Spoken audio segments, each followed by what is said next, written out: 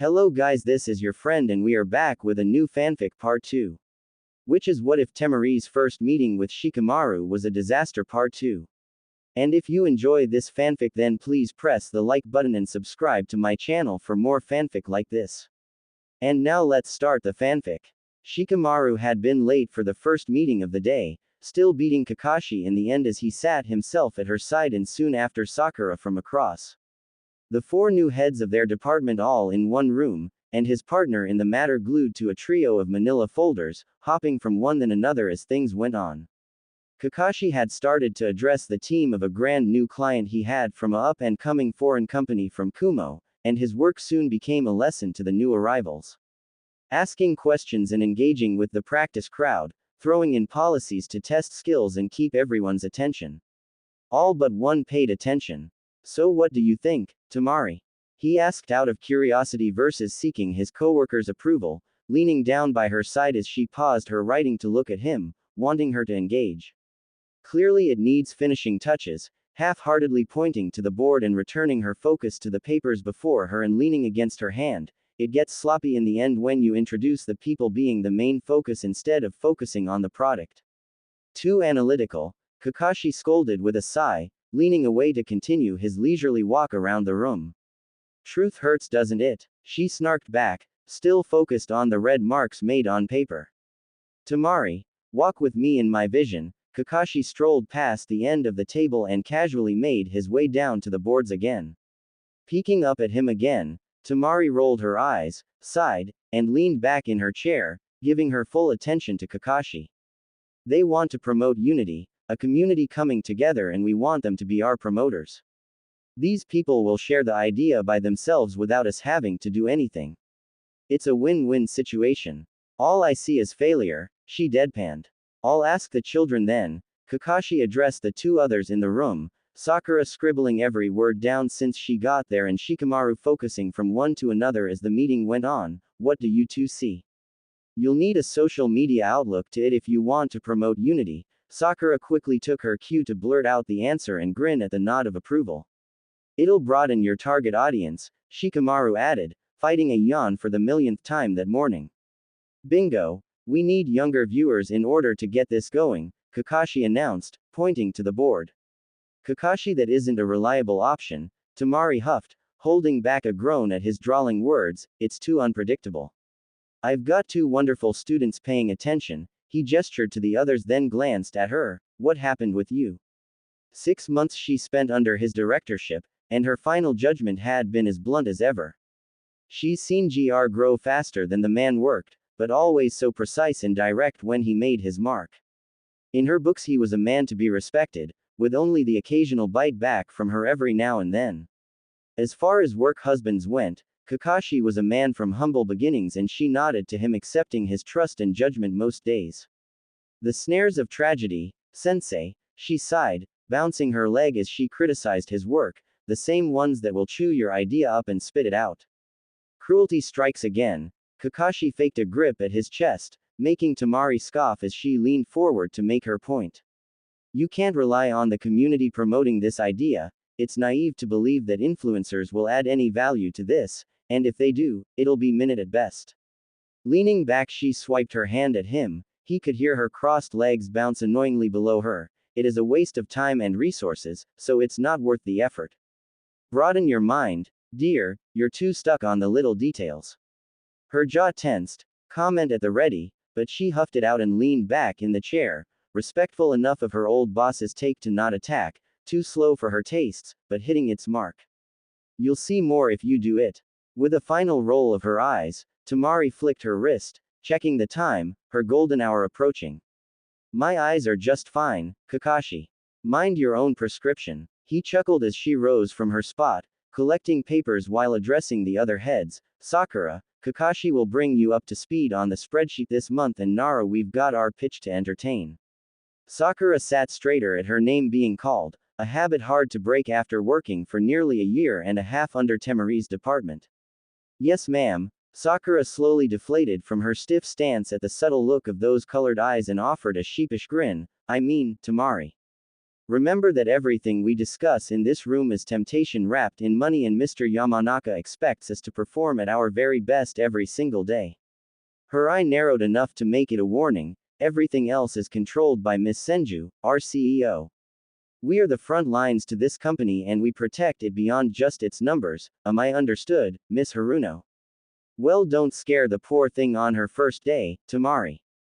Kakashi sighed as Temari came to his side and handed him one of the folders, a report he had given her to peek at for a second set of eyes while they discussed the basics, and then followed it with a tedious project he had been working on, testing the new heads while also getting aid from them. She'll be fine. Temari brushed him off and threw a look at the new hire. Friendly if she tried hard enough. Sakura is very resilient, it's why I tortured her more than the others. Fangs bared at the end, addressing the room. People show the most promise through pressure, or how else would we create diamonds?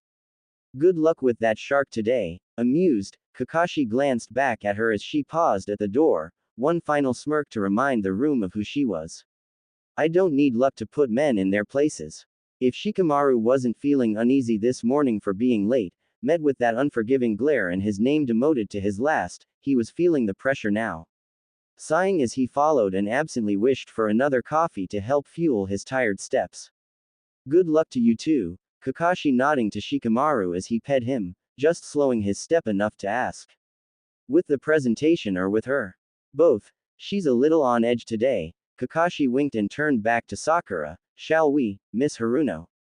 Sakura already on her heels and excited to start her day alongside a new mentor and a new team she would be managing soon enough. Shikamaru threw a wave back at the newest director and followed after his partner. Her approach still remaining blunt and forceful, but effective, leaving the survivors to praise her rather than question it. Mentally halfway through the pitch he knew she would be presenting that day, he couldn't quite decide if her planned-out direction would be worth the mention of his concern. Though he had sat up until nearly 3 last night reading and memorizing every page she had given him, he had one point that had been eating away at him as he paused his steps at her side in front of the elevator. You said in your notes that the Kirin deal is being made by their CEO Kisame Hoshigaki, right? No better way to ask, he went with direct and subtly glanced at her. Yes. She didn't bother to look at him as she stepped first into the elevator, speaking as she turned to face the doors. Why are you asking? Kisame owns a side company that supplies spiced seltzer made with alcohol. He pushed the button as he stepped to her side, his hands slipped into his pockets, the silver lighter firm in his grip, comforting and aiding his concern. He wants us to promote underage drinking for his company through his soft drinks. He waited through her exhale. I'm aware. And you're fine with that? Now she looked at him, just a side glance in warning. Thought I told you not to question me when it came to business, partner. He sighed, making one last effort to see where she was going to go. I just want to know your end game here, Temari. My end game, she hummed, catching his eyes as she turned to stand in front of him and look up. Here's another tip, Nara, I am anything but predictable, so try to keep up in there. She leaned closer, a quick little bear of her fanged smile to divert his eyes off hers, watching the way her lips moved as she scolded him, and fix your tie, you look like a mess. A final strike, flicking his crooked pale gray tie with a manicured finger, the simple act mentally throwing him back against the wall at such an unexpected sanctimonious move. Holding his breath and a deep blush to his cheeks when she turned away as if she hadn't done anything. Troublesome. That did it for him. As soon as her step was made he swallowed and followed, lifting his hands to fix that pesky loose knot to her liking, slightly nervous now, but curiosity sparked in more ways than one. A cruel mistress, controlling and unapologetic in her work, and despite his eagerness to learn from her, he was sure his friendship with her would be brutal for his psyche. Everything else seemed to just be on fire every time he was in her line of sight. A puzzle like no other, and he got a front row seat to watch her during the battle. This woman blew through it all like a tornado. She didn't tiptoe around points and policies, she crushed them with pianate steps. Her voice, like velvet strings, sultry and enticing, melting hearts and starting fires. Her crowd watching at the edge of their seats as she proposed her image to be the only one they wanted, convincing the two men beside Kisame to nod their approval all throughout her show. The only delicate thing about her during the story was the way she moved. So sure, but soft in her graceful glides, as if she danced around the board and crowd, keeping the attention on her even as she talked plain numbers and statistics that could bore a regular crowd into eternal slumber. She didn't just prompt a second look, she held onto the gazes firmly, promising with each word spoken. Her vision, age-appropriate viewers that could be in for something new and exciting if they went with the foreign brand, proposing a thrilling mystery. Kisame sat back, listening, watching, eyes following her the entire time, hooked into the story with stern approval glinting in his eyes all the way until the end. A golden ring on his left hand glinting and a sharp black pinstriped suit to match his powerful position in the room. Temari had her win and could see it now, just one final move before her bow and a flashed grin to finish, matching the shark's top position. One question to change the outcome of it all. What else do you have? The gruff accent in his voice made the air in the office thicken. Shikamaru, who had been placed at her side of the table, forced his eyes off her once more to check on their audience, their opponent. CEO Kisame Hoshigaki, multi-millionaire and hidden criminal, those secrets tucked away from the public, but was revealed in her red notes. The only two to know about it was the one who wrote it and the one who had the privilege of reading it the night before. Excuse me, don't get me wrong, I like the angle you're working with, Miss Sabakuno, but I don't think it'll work with all of my intended audiences here in Konoha. A brief narrow of her eyes turned darker, focused, but threatening in certain lights. So it's the public that's your concern. We are selling a drink considered for adults here. He chuckled, glancing at his two minions who nodded along with him before he looked back to her, eyes dropped and lazily returning to hers as he spoke. My spiced variations need more developing palates interested, if you catch my drift. Your people last week did say you were more. She clicked her tongue, standing at the end of the table and tapping the top of one of the cans his company created with a nail, interested in the younger generation's take on your product. She resisted the urge to chuck the disgusting can into his face when he nodded. Start them young. Kisame cracked a smirk, her eyes rose to look back at his, that way they'll stay loyal and keep coming back for more. Shikamaru could see it, that fire. He realized quickly that it was anger, disdain, and disgust twitching in her eyes and her false smile fading into a hard line. You want us to promote dependency on your product to teens and young adults. A blunt accusation he nodded to. Think you can do that?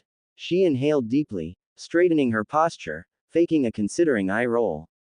I absolutely can do that. After all, I am one of the best in the business, she shared in his grin, just sweet enough to rot your teeth. Before it fell and her tone followed, but I won't.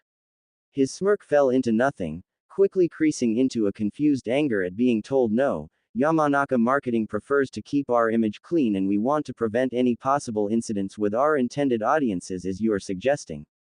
I am aware the age of drinking in Kiri is 18, but that is not true here in Konoha. It's 21 if you didn't know. You, a sharp tone to address him, however, don't seem to grasp the concept of morality in protecting this foreign public from the false view you wish to use. So no, she slowly shook her head, I won't be helping you and neither will this firm help you create that vile image in your head, so we no longer wish to do business with you or any one of your side companies in Kiri either.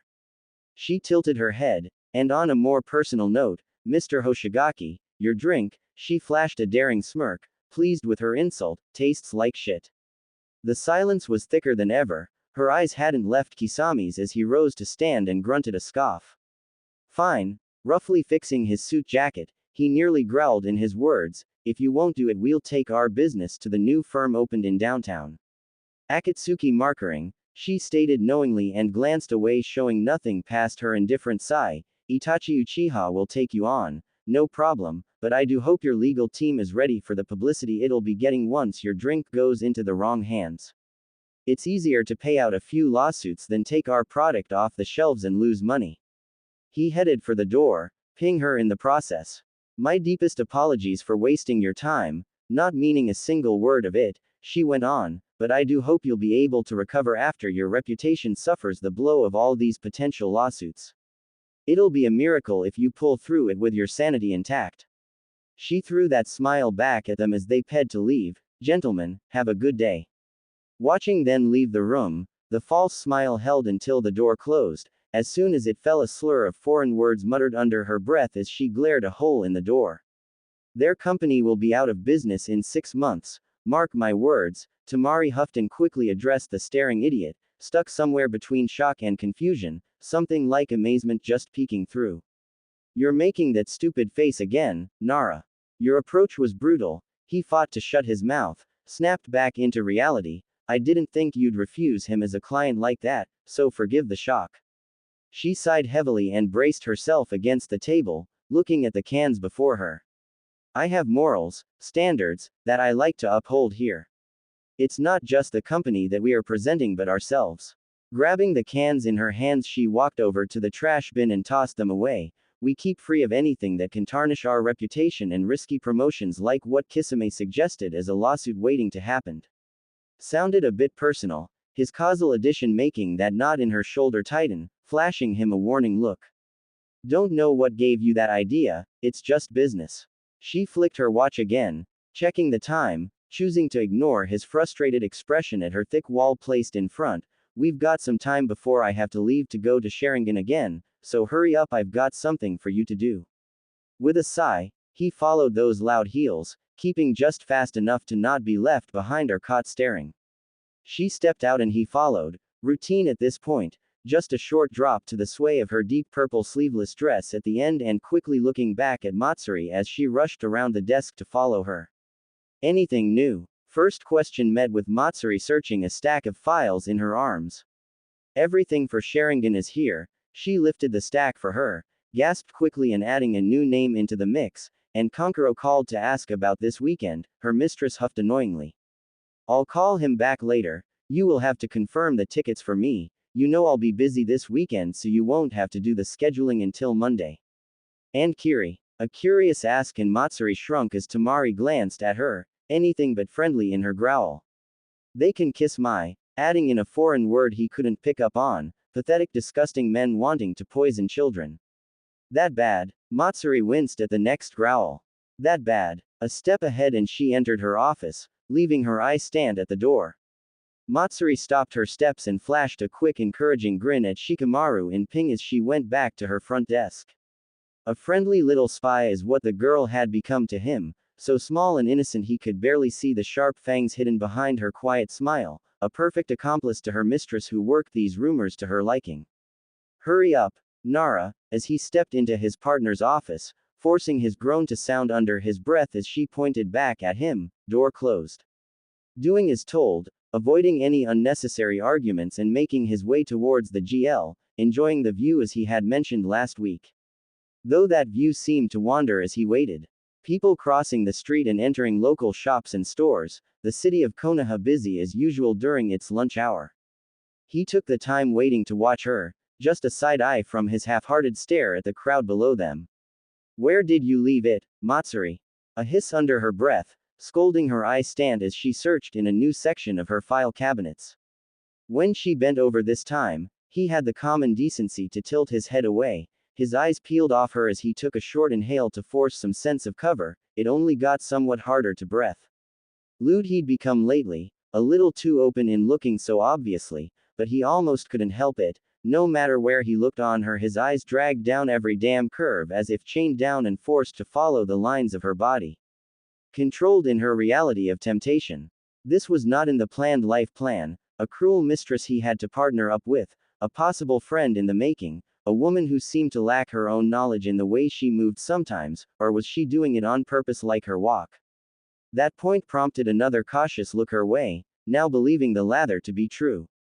She bit her lip, pinching the red stain under a fang, furrowing her brows as she searched another cabinet, searching deeper into her domain in hunt of whatever she was after. Just the start of his brow raising curiously, the curves taking his attention, she straightened with a stack of folders in her hand and broke him out of the trance. You know, most men have the common decency to not stare at my, Nara. Without bothering to look back at him, he inhaled deeply, counting calming seconds and releasing a breath, trying to play off the fact that he had been caught by rubbing the back of his neck. It didn't help in the slightest. The subtle blush was harder to hide when she looked back to him. Without addressing the matter in words, she stepped towards him with a manila folder in hand and stopped just as she reached his side, extending the papers his way, his reach left grabbing nothing as she held it back from him. Now that you've seen the start to finish done my way, it's time to get your own mention by doing one yourself. You're actually going to let me lead one? Suddenly he wanted to stretch further to grab the folder she kept away from him. Almost as if she was tempting him closer to her, hooked by the promise. Well, how else am I supposed to make sure my perverted partner is good enough to help me if he can't handle one project alone? She raised a brow, he sighed as she made the mention, no use in lying either. Back when I first started, Kakashi was my director and he taught me through doing projects from start to finish, alone. He said it was the only way I learned things, through pressure. And that is how I will test you. He couldn't let her have this one, the mention just enough to make him see the lie in her eyes. It hadn't been her idea, it had been someone else's. Kakashi told you to let me try one alone, didn't he? The glare tightened, fire not ice, and she huffed, caught herself. He called in a favor, she practically hissed it through her teeth, I've been told I'm a little stubborn. Bossy too, adding quickly to stop the new heat of the glare, an innocent grin to temper it further, I won't let you down. You better not, she glowered at the eagerness, something about it bothering her and forced her warning tone to show how serious she was. The Uzumaki brand is one of our best clients, and I expect you to put all your effort into this, got it? He nodded as she lowered the file for him to take it. How much time do I have? His focus set on the set of folders in his hands, taking in details along the way, finally his first real start. Enough trust to where he could do things on his own. 1 week from Friday, she sighed and dropped her eyes outside the window, glancing at the crowd as he had while she turned away to walk to her desk. I was saving the whole thing to be dealt with after our potential scandal problem with the Wicked Witch of the color red, but with the Sharingan alliance I'm managing, she forced it through her teeth, admitting she needed help, looking back at him, this time his eyes focused on the folder before him. I've got too much to do, so I could use a second set of hands. Think you can handle it? What are partners for? He looked up. Just a flash of that entitled grin, oh how she wanted to knock it off his face. Just don't make any mistakes, her warning just as he stepped back and towards the door. Same goes for you. Flashing his own smirk as he took his leave in the last word, shutting the door behind him before she could mention it or hide the flick of her middle finger at him. Another step closer to feeling more comfortable in that office space, motivated to impress not just the title, but her as well. Friday, 6:22 p.m. Damn Kakashi for calling in his favor. Letting the man have a chance. His arrogance came and went, just a bit too prideful to be where he was at times and keeping at her side rather than her back when he was told to follow. Temari ignored it past her hard looks, wanting to shove a hand and push him away, but he got his chance to start now and he wasn't giving up. Asking for very little and comfortable with what he got, darker eyes when he focused and a tense in his jaw as he concentrated on the strategic approaches whether his or hers. Watching her when needed and past her eyes when he wasn't. She called it since day one, a mostly predictable perverted man, same as any other. Entitlement giving him a lack of decency, it hadn't been once she caught him, but she didn't call him out every time, just that once to test him. It was always inevitable. During the last week he spent the entirety of his time stuck in that office, staying as long as she did, or as long as it took her to finally ask that Friday what he was still doing there on her way out. The click of heels stalking as she neared his opened office, the team gone for the day and her solitude feeling heavier as she realized he kept at his own pace, not just taking the project to work on, but pouring every ounce of himself in those pages, showing effort with his given path. It was admirable to her to see focus in such a way, it mirrored her dedication, and her standards, her need to prove she was better than the scum she crawled out of. But why was he so focused? He wanted to earn this, not just be given it, he wanted that mention as much as she did. She could make him second best, show a little of her hand and teach him a trick or two, as long as he listened. Her own little challenge doing as told, how was that not tempting? Though she supposed the moment she saw him seated at that desk, a darkened glare set on a folder from the stack beside him, she had to blink a few times to make sure it was real. That ink tie. Crooked. She hated it. She hated the way his suit jacket was carelessly thrown on the side of his desk. She hated the way his button-up fit him so well. She hated that the idiot rolled up his sleeves and the muscles toned themselves as he leaned against his hand. What are you still doing here? Her voice broke the subtle hum of the building they worked in, louder in the silence. I could ask you the same, but I already know the answer. He didn't bother to look up, quick on his return, dead set on the page before him. Glad to know your week in solitude taught you no manners. Despite the roll in her eyes, already on edge with him, he seemed to find her insult amusing, grinning to one side as he continued to list through the stack before him, searching for the right page in the silence between them. He had always been patient, mostly hiding it through a simple attentive observation perceived as lazy or slow, taking in details and making his own silent judgment during the processing, but knowing it was such a drag to actually act on those subtle looks. She did not ask, nor sought his permission, as she walked further into his office, arms crossed behind her and looking around. It was almost enchanting the way he saw her now. Like a shy fawn on his parents' forest property, he made no subtle movements, watching her toes tip on the carpet, no forceful stomps, eyes wide, curious, and taking in the additions of the space around her. A few simple paintings, various degrees, plants he found soothing to be around, and a game that helped him find his focus when his mind wandered. He held his breath for fear of scaring her away now. You actually did something with your office? Her simple question made as he looked down to the spot on the page he had lost the moment she entered. Just because I have to be stuck inside all day doesn't mean I can't enjoy the view. Glancing back up as he finished, he spotted her subtle interest on the shogi board he had placed on the coffee table, raising a brow at the self-played match, a little game to help him get some clarity from his given task. The view of the place did seem better now. Once again proving his theory right that she never wore pants, a purple skirt and flaring matching blazer that finished just above her waist. Heels made to match and that hair pinned back to hold her air of sophisticated composure, not a flaw in sight. You know it's Friday, a casual mention, not bothering to look down this time as he made a move, one step closer to that story that had been bothering him from the start. Excellent observation, Mr. Obvious. Taking her eyes off the board, she glanced back at him, smirk and taunt at the ready. What's next? Are you going to tell me it's dark outside too? Making sure you didn't come in here to yell at me again, hiding the grin when she scoffed, turning to fully face him, her hands found her hips and his eyes followed. If I knew how much you'd whine about that, I never would have bothered to look your way. You are a mean friend, his conclusion coupled with a lazy smirk, pissing her off enough to step forward and come closer. We still aren't friends. The heels just barely shifting the carpet below. Not yet. Just erring on arrogance, just enough to raise her brow and take his challenge head on. Why are you so persistent in wanting to be my friend? Just the daintiest tilt in her chin, looking down at him from her stance as she came to the front of his desk. Because I keep secrets with my friends. And what secret do you have that is so irresistible to me that I would even consider it?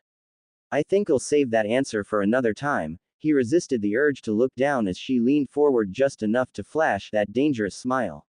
You're going to have to try harder than this, Nara. Troublesome, he called it. You seem to be a little distracted. One of those perfect hairs fell, begging to be tucked back into her pinned bun, as if the mess was on purpose, not to bug her, but him. She hummed her silent judgment about him in the silence and headed for the door, not bothering to look back, ready to put a pin in the discussion. Taking her leave, pulling away from that desk and to the door, he relished in one final attempt to be friends. Good night, Temari. Stopping her step at the door, she gave a quick glance back and whatever 3 seconds it took her to think about it, her response came out as ruthless as could be. Leaving its mark on him. Good night, crybaby. And he carried that smile all the way to his car, falling asleep that night with a spent heiress hugging his side and a stack of research to be dove into during the next week. Saturday, 4:28 p.m. Running away from his mother had become a skill he excelled at. Not 10 minutes after arriving with Shiho, Shikamaru had been cornered by the family and their persistent questions of how he's been, and where, and questions that made his head ache and proved to him that he could predict every single event the family hosted. One would think Ino's surprise engagement would be the topic of the evening, but after the people made their rounds, he was the second most interesting person there, his girlfriend a close tie for the spot. All eyes waiting to see what his move would be that evening. Running off on his own for a drink, as soon as their backs were turned, leaving his girlfriend in the kind hands of Choji and his sous chef turned fiancé, Karui. Knowing the two would keep her safe from the prying eyes and questions coming their way. He just needed a minute from the pace of it all, just a minute alone on that humbling trail beside the lake as the evening came down. 6 years he hadn't been back here, going abroad and alone to seek out that path they all wanted him to follow. It was a miracle he survived all of those years, but he had one person he had counted on back then. Professor Asuma Sarutobi had been the one to help him through it all, at least for those first 4 years. The tragic accident that cost him his life, taking a great man away too soon, leaving behind a widow and his soon-to-be 2-year-old daughter. His, not by blood, niece, Mirai, still receiving his weekly visits every Sunday. If today didn't go as planned, at least he had the day tomorrow to relax with the comforting thought. At his back a pair of Des, trailing after his shadow, kind and docile, ashy brown fur and big rich brown eyes, knowing the Nara name and his face since they were fawns. Now their company he didn't mind, they couldn't talk and make him question every decision, they could however nip at the back of his coat and warn him of the fourth set of steps following them. Shikamaru almost groaned out loud when he heard that deep rumble in his father's voice, like a game of hide and seek he always lost in the end. Your mother has become persistent. Shikaku blew a breath out, stopping at his side, as drained as his son looked. You don't say, his son huffed the obvious, she's become unbearable, more like it. Can you blame her? Shikaku sighed, another life lesson to be learned. No, he decided on logic to fight the irritation set on his face, releasing a heavy sigh. The doe that had been at his side moving from him to his father. The chirp of evening birds settling in and giving the pair a moment of silence to consider their options. You brought your girlfriend, his father noted, glancing at him carefully. Does this mean? His question cut off as Shikamaru shook his head quickly. There it was, that stupid family tradition of proposing on that enchanting oak tree by their privately owned lake. Each of the Nara men meant to bring a woman down to it and bend on one knee, promising loyal love until the end of time. If he heard another proposal story tonight, he might just gag again. I'm not proposing, his firm response only making his father nod slowly and hum. Is there a problem? No. He looked away from Shikaku. Is there a problem? He repeated, slower, more focused on the tense in his son's shoulders as he kept his gaze into the pine trees behind him. She's the perfect girl to marry. He stated simply, looking back to that cursed lake. Why are you waiting then? His question stumped him, looking back to his father, seeing the little nudge he offered to have him figure it out. I'm not ready, he realized. He just started his life, he just started the career he had been promised since birth, just starting and barely learning to walk in the shoes set before him. Shikaku sighed, deeply and understanding. There is never a perfect time for these things, it just happens, at least it did for me.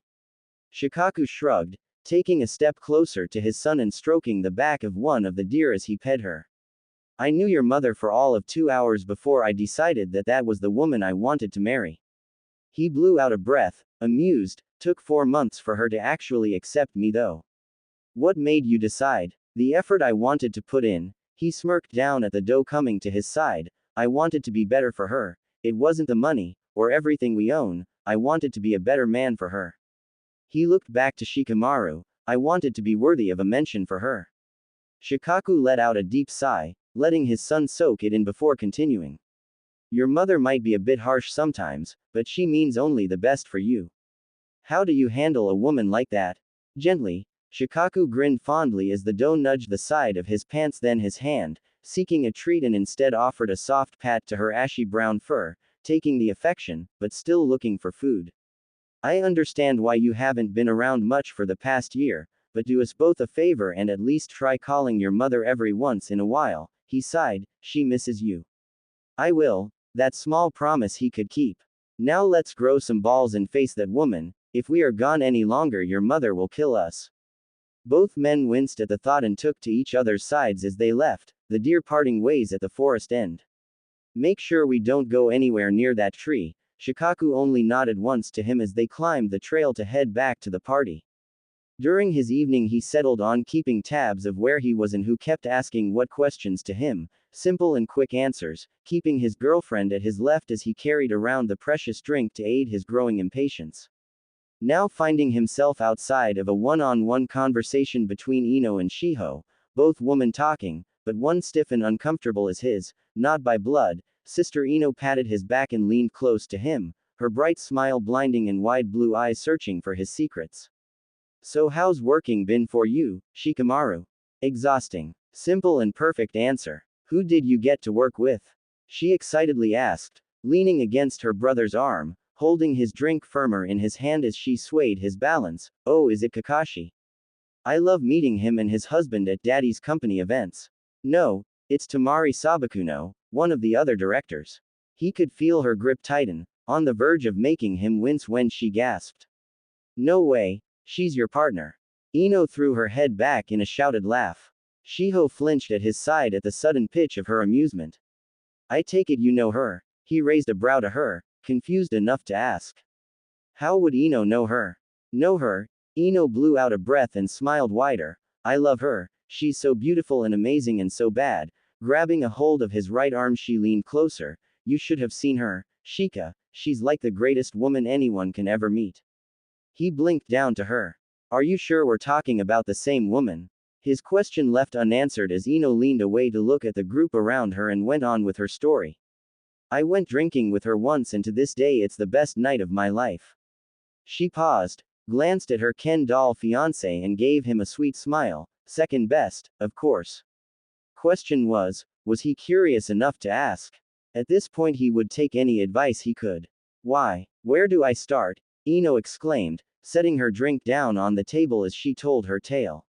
Apparently the woman had not lied about her abilities to kick someone. The night with Ino ended in a one-on-one brawl and a one-hit knockout that left the women to continue on their bonding endeavors with the help of drinks and shared secrets.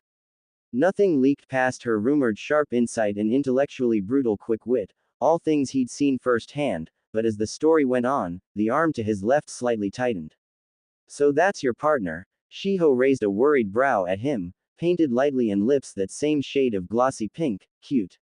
Yeah, she's vicious all right, he blew out a sigh, unaware of the subtle narrow in Shiho's eyes as he drank to the thought of that troublesome woman. Vicious? Ino scoffed, slapping his arm, he scoffed back to her. Her nickname is the cruel mistress, Ino, his point made, another annoying slap he almost groaned to. She's an absolute gem, Shika, Ino defended, boosting for her friend. I love that Daddy is helping her with her project. Temari is going to make such a difference in Konoha. And Ino gave just enough to hook his full attention. What project? He almost turned his head too fast, focused on the bright blues of his, not by blood, sister. You know the Southside project she's leading. She took his alert look and slowly grimaced. She didn't tell you, did she? She slapped her hand over her mouth, quickly dropping it. Please don't say anything, I was sworn to drunken secrecy. She covered her mouth again. Please, I promised her I wouldn't say anything about it until it went public. Was this the story his uncle had promised? Relax, I won't say anything. He went to sip his drink and paused. I'm pretty sure she'd kill me if I mentioned that. He lowered his drink. I'm still convinced she hates me. Well, she did have a pretty tough time when she started out. It explains a lot. Ino sighed, realizing she said too much and quickly stepped towards her fiancé. Forget I said anything, come on sweetie, let's go get some new drinks. Pushing herself and her nameless lover away from the duo, Shikamaru let out a sigh and finally drank from his GL, downing it all in one go. Is it tough working with her? It's not easy. A slow breath as he rewinded the past couple of weeks in his head. She's just so troublesome. He looked down at Shiho, shrugging, but if I want to do better at this job and earn it, I have to learn from her, because she's the best. His simple admission met with Shiho nodding slowly. Well, don't let her push you around, you're pretty smart, you know. The soft comfort she offered, like a blanket wrapped around his shoulders. Yeah, he glanced over at the oak tree up the hill, that perfect girl at his arm and a sunset theme enchanting the water ahead of him. The perfect moment. We should call it a night. He guided the leisurely walk back to the steps into the house, a quick task of saying his farewells to his parents a priority on the list. You want to leave? Yeah, I've got a lot of research to catch up on if I want to have this presentation ready by Friday. He would not disappoint, he would do this right, no matter how much of a drag it was. You'll do great, just a drop of that disappointment from her for leaving that fairytale ending girls dreamed about. Love you. Honeyed words he looked back at her with, small smile in place, but his mind elsewhere. Love you too. Monday, 9:52 a.m. The morning meeting came to an end. This week's installment of Kakashi teaching and Temari ignoring him, the children of the group left to learn and watch the parents throw their remarks back and forth over a new project. Sakura was fitting in better after her first week of guidance, Kakashi happy to take over now that the flow of work was going better. Less load, more space between breaks and deadlines being met on pace humans could manage. All that Temari could think about that entire morning was her stupid loose clip in her hair, missing a tooth and failing the perfect bun she required. One little mishap to ruin the entire day, like that damn torn stocking that one time, no coffee cups thankfully. The day a blessing and a curse. His focus down on the stack in his arms, Shikamaru didn't notice the pause in her steps until it was too late. Stepping into her back as they waited for the elevator, the folders dropped and grabbing her arm as he kept her from falling forward as he halted, just a kiss of bodies before she moved, not even allowing a chance for the moment to settle. Seriously Nara, are you blind? She turned ready to let him have it. Sorry. His distracted apology died down and his face verged on that stupid look she spoke about. It was like seeing a whole other person, like the day he got coffee spilt on him or when she bit his head clean off for offering to help her. During the collision, the hair that she had been holding to fix let loose and when she turned to throw her insult at him, he might as well have been blown across the hall. No longer perfect, at least to the world around them, messy and edged and as sharp as her glare, hiding the sides of her face and framing those eyes as they forced their heat on him, but it seemed to lack its desired effect. A terrifyingly wild and beautiful mess all around him. Not coffee spilt this time, but his papers scattered across the floor. With a resounding sigh, escaping her sights, he began the task of collecting them, cursed to be late again, only to hear the sound of that elevator go away and her to be grumbling those foreign curses again as she helped him collect the files. You know if you're going to insult me, at least do it in a language I know.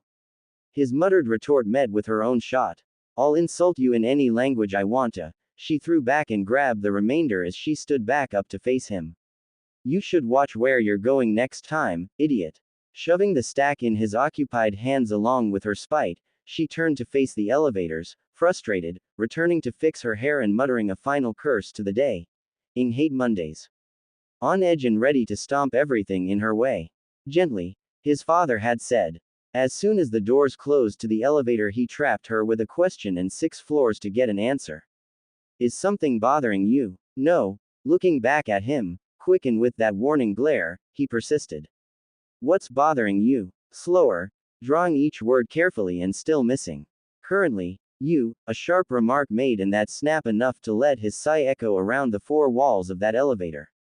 I take it your weekend wasn't great. It's none of your business how my weekend was, just a lower pitch to her tone, but still talking to him, a careful move to make an umption. That bad huh? It was silent until the 18th floor came. Among other things, one admission that showed promise in the approach, said quietly enough that he had to take a moment to dissect it before he followed her out of that elevator to their floor, going to his office and starting his day of research to get things done by Friday. Wednesday, 10:21 a.m. His suit seemed to fit better with each day, the comfortable stance he showed now brimming with some kind of hidden power, readying for his own fight back. Addressing the team as needed, and keeping his clumsy eye stand at bay near his office. Potential, given the right motivation. His task given and she left him alone to figure it out, giving him this one chance to step up and show her he can manage things on his own. Temari worked all throughout the week in her reach for that alliance goal, among her other endeavors, hidden for now until it was time. Seeking to protect her own company and name through the deal being made and seeking to make a difference in the world they lived in, promoting those dreams she was once promised as a kid.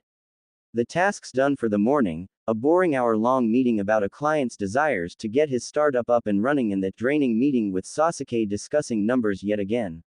Inochi trusted her, Suon trusted her, and she could not disappoint them with the power they gave her. Sitting at her beloved desk, a pristine clean white, plain and neat, she went through the report before her, red pen at the ready to sniper any mistakes she saw. Before her, Matsuri scrolled through the tablet, going over the rest of the day for her to strictly follow. No changes to the schedule, you're free until 1.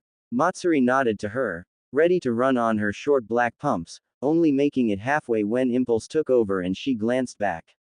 You know, Temari sighed, but her eye stand kept going, as nosy as she was when she was 10. Mr. Nara is working very hard in the conference room today, I'm sure you'd like to take a look at his progress. Matsuri, I'm not his mentor, she glanced up at her, firmer now, I'm just making sure he can handle things on his own. Going back to her report, she ran though a line and wrote to the side. Well, I just thought, she tried again, looking away with a sigh, if he could get some help he wouldn't be so stuck right now. Her pen stopped, Matsuri tensed. He's stuck. Well, it looks like it. She shrugged meekly back at her and backed a step towards the door. I just thought he could use some help. She trailed off as Temari rose from her spot and let out a sharp exhale. Find me if anything changes in my schedule, I'll be in the conference room. Temari ped her eye stand as she grabbed the door, the air cold the instant it swung open. The quiet little grin turned into a smirk as Matsuri skipped her steps towards her beloved front desk. The moment the mistress stepped outside her door, the room settled into rhythmic taps of keyboards and heads down. The usual air of fear at whatever unscheduled move she was making. She admitted it in silence, her people were perfectly trained, some even deserving a mention from her, always on time, and despite their fear they aimed to please her. A few clicked steps and a subtle glance down at Kiba, breaking a sweat while he stared down at his papers to avoid her as she made her way into the conference room. A room on her floor, belonging to her alone, and he had taken it, but why? Peeking into the opened room, her eyes quickly widened in surprise as she stepped in and looked at the mess. Not a stack, but stacks across one side of the table, lines from one end to the other, the tops printed with the logo of the Uzumaki brand. Closing the door behind her, another step in to allow the shock to fall off her face and find the culprit of it all, moving from one board to the other, suit jacket set on the back of a chair, a simple white button-up, rolled-up sleeves, and that crooked tie that had yet to take her interest. When he saw her, his step paused and he acknowledged her presence. Good, you're here. What are you doing? Looking from the scattered mess back to him, he took a step to the side. I would say working. He let the corner of his grin play out, almost amused by her stiff stance, but the look on your face suggests something else. It's a mess in here. He raised a finger at her, stopping her complaint. Organized chaos, he corrected, putting a hand at his narrow hips and looking around the room as he rubbed the back of his neck, giving his explanation. I had a lot of research to pull up for the Uzumaki brand, everything from past projects to how they presented themselves, so I can get a sense of what they are after. He looked back to the board, then her, seeking approval. What do you think? I think solitude has made you insane, her remark made, but focus set ahead. Looking from the board and back to him, she forced a subtle narrow in her eyes and stepped past him to take it in. His approach was so subtle and building, catching her attention through unpredictable moves even she had to pause and consider. He persuaded so carefully she didn't even know she was trapped in the flow of the point until the end. It was good. I hope you don't expect me to boost your ego by suggesting your planned-out method is good enough for a run-through presentation. Casting a glance back at him, he scoffed, seated against the table now, ankles and arms crossed and waiting. I'd expect the end of the world to begin before I ever heard another, good job, from you. I don't praise mediocrity, she shrugged, fighting a twitch of her lip, hiding the grin behind her thoughtful gaze. Searching the thought-out plan with softer eyes as she flowed through his approach. Sometimes a mention can go a long way. Too calm for her taste, a smirk already in play. Do you need me to tell you you're a good boy and didn't up enterly? She raised a brow, no comment made, but fighting a smile as he glanced away, avoiding her now. How did your meeting with Sasuke go? He uncrossed his arms and braced himself on the table, pushing off to stand as he looked back at her, catching the quick suspicious surprise on her face. How did you know I had a meeting with him? Saw him in the lobby this morning, figured that's why he was here. He shrugged, crossing his arms as he glanced back to his work boards. We went to the same schools together growing up. Her meeting with the head marketing director at Sheringan Industries, another entitled rich boy, opening new doors to the proposed alliance between their companies. The introduction had been decent enough, professional, but stiff on his end, aware of the role he was playing to get their companies there. Things going according to plan until the mention of deeper cuts into the prenup. Each company wanted to invest in the other. They wanted more, the order coming from their CEOs. The old men kept in the shadows to avoid direct and brutal hits. Is he always so serious? Taking the man's knowledge of the elites, Temari glanced back at him to seek her answer. I'm pretty sure he was born with that glare. He sighed deeply. He's pretty self-centered too, if I remember correctly. His hands creeped into his pockets as he looked to her, waiting a beat before asking, do you need any help with the alliance proposals? Actually, Sakura is helping me out with their proposal, a softer admission, inside pleased to admit she could handle these tasks with a few extra hands helping. I always liked the way she specified the details in her work, it's why I wanted her as a head instead of Tsunade's choice. And she let that reminder lower her tone enough. I told them all to Yuya was a bad pick from the start. What did Kakashi tell you? She sighed as he asked. He told me to give her a chance, so I did, because I trust him. She smacked her red lips, letting out an irritated breath, but I don't trust superficial people like her, fake and after things so petty as greed, she scoffed, turning to leave. Money makes people do stupid things all the time.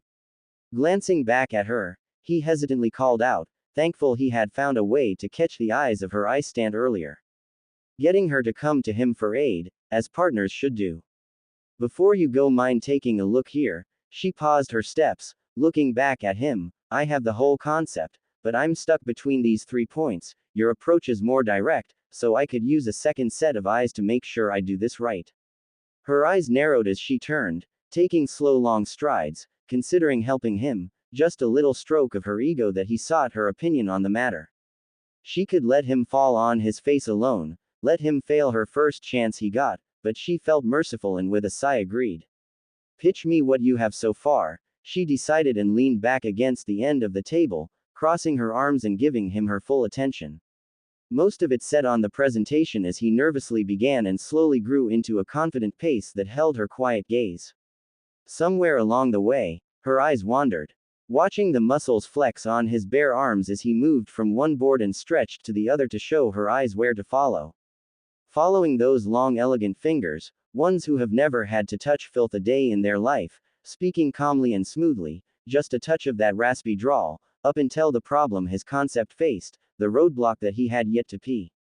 Halfway through she just tilted her head enough, that crooked tie catching her gaze. She hated it, but her attention guided by the stretch in his neck while he spoke, mesmerized by the vibration of his Adam's apple as it made its note. He could even be considered handsome if you tilted your head and looked past the rebellion studs in his ears and the lazy smirk that showed just the flicker of his entitlement. A clean straight jaw and nose, a full bottom lip, taking a longer look to the physical if you could get past his ego, taking a deeper breath when his gaze wandered. Whether at the lack of regret in watching her move away from him every time she led, she couldn't quite decide if he was doing it on purpose or just caught up in the caution of her bold approaches. Temari knew better though, but playing around was the game sometimes, just a little lighter flash of her teeth to distract, or a subtle roll in her hips to taunt their eyes. She wasn't blind to it. Inside and outside of work, she played herself out to be forbidden fruit in a promise of paradise, prompting sinful desires without the follow-through, teasing to brighten up her day. "Ing with them," her brother would say. Making them feel like she wanted them too. He however watched as a means of figuring her out. Her presence was distracting whether she wanted it to be or not, her team still fearful of those loud heels that made her grand approach menacing, that skirt always form-fitting and strict as she could be. The military approach was still her go-to, and working effectively for her eager-to-please workers, she might have been harsh, but it left the crowd yearning for her approval. Admiring the darker shades of gray on her body today, a dark smoky shade of skirt and a loose black top, always a button away from appropriate in his opinion. The heels as red as her pen and pursed painted lips that kept their shape all the way until the end. And when he looked back to her now, ready to receive her sharp criticism, she thoughtfully hummed instead, hiding her observation as she uncrossed her bare legs and pushed away from that table, moving towards him, her eyes turning to the board as she did, making him wonder if she had even paid attention. Change your point here. She moved one of the marks and swapped it with another, led with the audience rather than the product. Make it more subtle. She glanced at him, crossing her arms, catching his attention away from his work. It's actually your approach that sounds direct. Really? He tilted his head and gave the points a harder look, stepping to her side to lean closer to the board, the distance almost a brush away from her shoulder. The smell of an old cigarette tickling her nose and making her crave one. If I change, he muttered as he stepped closer, if possible, moving around the points and diverting her gaze for a moment back to his bare arms. She entertained the thought for a fraction of a second, the sensual one that made a certain heat flicker to life at the back of her neck and trail its fire down her spine, threatening to release a breath and break the air of composure around her. It had been too long, a few months since she started that dream project, busy as she would always say. More like non-stop piles and piles of useless folders needing her attention and signature, making her forget what the outside world felt like some days. She even dared to entertain the idea of this friend in the making offering different benefits. Like a hormonal teen after her first kiss, it's all her mind suddenly could focus on, the dirty parts. Potential, given the right motivation. Impulse almost made her show it on the outside. Hey Shikamaru, the door opening and shout out of his eye stand made her teeth grind, no courtesy knock to hide the open glare she shot back, you've got a call from Shiho again. Again. Shikamaru paused and looked back, confused. When did she call before? About 20 minutes ago. The crease in his brow deepened as he pushed in his back pocket for his phone, letting out a groan when he realized it was dead. Damn it. He lowered the phone and rubbed his neck, sounding exhausted. Kiba, tell her I'll call her back. His eyes stand already out the door upon seeing her. She took her interest elsewhere. Question was she curious enough to ask? Who's Shiho? My girlfriend. He moved a couple steps away towards the table and paused when he heard the snicker behind him. You have a girlfriend? You seem surprised. He looked back, the smile drawing into a taunting smirk, teasing to brighten her day now. I didn't know someone could tolerate all that ego you carry around, willingly. His eyes rolled as she let another slide. She must be a saint for dealing with you. Safe to assume you don't have some guy waiting for you at home. He threw a mocking grin back to her amusement. If that was a shot at me for being single, then it was a bad one. Glancing back to the board, she settled with her grin and gave her admission. Besides, I like being alone, no one to bother me. Sounds lonely. One of those infamous casual comments that annoyed her. I've got plenty to deal with outside of work, so a boyfriend would just get in my way. Firm in her final say, she only looked back when he got too quiet. Is this your approach to everything in life? He fixed the end of his sleeve and began to button it. If it gets in your way, you just knock it down without giving it a chance. Is this another one of those attempts to try and be my friend again? She raised a brow at him, waiting as he finished the last button and offered the faintest twitch to his lips.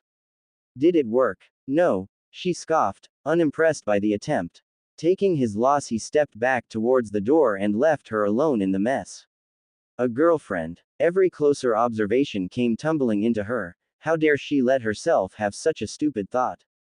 Of course the rich boy would have some kind of woman hooked on his arm. Temari could already see her now. Tall, blonde, probably a model like Inochi's daughter. That was if the man was superficial. Guessing by the way his lewd eyes dropped every time she walked, talked, or breathed near him, she could almost assume that was the exact type of woman he was after. That was the typical women most men dreamed about. Unless he preferred the less troublesome women he had said were worth the effort, easy, happy with complacency, and just downright boring in Temari's books. Not a thought going through their heads beside the desire to breath and nod along. Probably an heiress with good blood and loads of money to her ancient lineage, one of those names everyone knew around the city. Temari was anything but simple. Complex and daring, difficult to handle, slapping a beware sign on her to anyone who neared.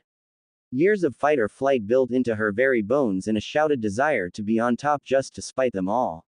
Only as deep as the ocean's bottom that even her own mind couldn't comprehend some days. She wasn't made to survive, she was made to thrive in any hell that came for her. But a taken man was forbidden. Her head tilted at his work again. At least a married one was. During her internal debate, the phone she left on the table buzzed as she reached for it, eyes stuck now on the next point, until she peeked down and saw the flashing image of her youngest brother on her phone. Hey you, the brighten in the tone was inevitable, happy to hear from the youngest, doting, her middle brother would say. Hey Temari, Gara began and let out a quick sigh, sorry to call while you're working. I'm always happy to hear from you, what's up? She crossed her arm and relaxed into the phone, waiting to hear what her brother needed. I won't be able to come to dinner on Friday. The joy edged into a thin line as she listened. I've got the finals next week and figured I can spend the weekend studying to catch up. No worries, Gara, I understand, we'll see you for break in a couple of weeks. Well, I have that study abroad in Kumo, he drew out cautiously, breaking a little crack in the ice barrier as she held back a groan for forgetting. Oh right, I forgot, well, have a good time and be safe alright. She paused and smiled quietly into the phone, both you and Lee. She couldn't see it, but she knew a tiny smile was playing on his mouth with her addition. I'll call you and Konkuro later, love you. Love you too. She could feel the pause behind her after she shut the phone off and glanced back in warning to the new arrival, back to his organized chaos and cautiously gauging the mood of the room as he entered. That sounded personal. It was my brother, hardening her look just enough, but he either ignored it or didn't notice.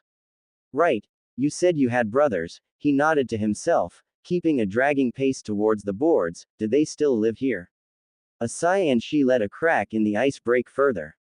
One does, he owns a car garage in Southside, the other is off at college, studying to be a lawyer. She brushed the prick off her shoulder, only problem, it seemed to be stuck. He's going abroad to Kumo during his break and we won't see him for a while.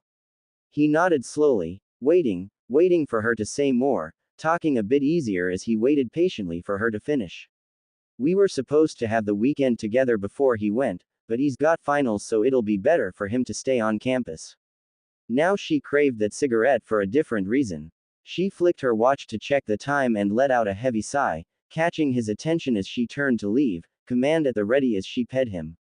Hurry up, Nara. Where are we going? His question left unanswered. He scrambled to grab his abandoned dark gray jacket as he followed after her, curious to see what his partner was after now. Heads down, keyboards working, Temari went straight for the front desk, Matsuri pausing her search for a paper upon seeing her. Off schedule, waiting for Matsuri, she lifted her hand expectantly as her assistant rummaged her desk drawer and handed her a key. That quiet smile following the pair as they entered the elevator. Before, Temari would always stop and stand her ground when entering, this time taking to the left side and using the key to unlock the forbidden floors on the top. Clicking on the 25th floor and stepping back to stand beside him.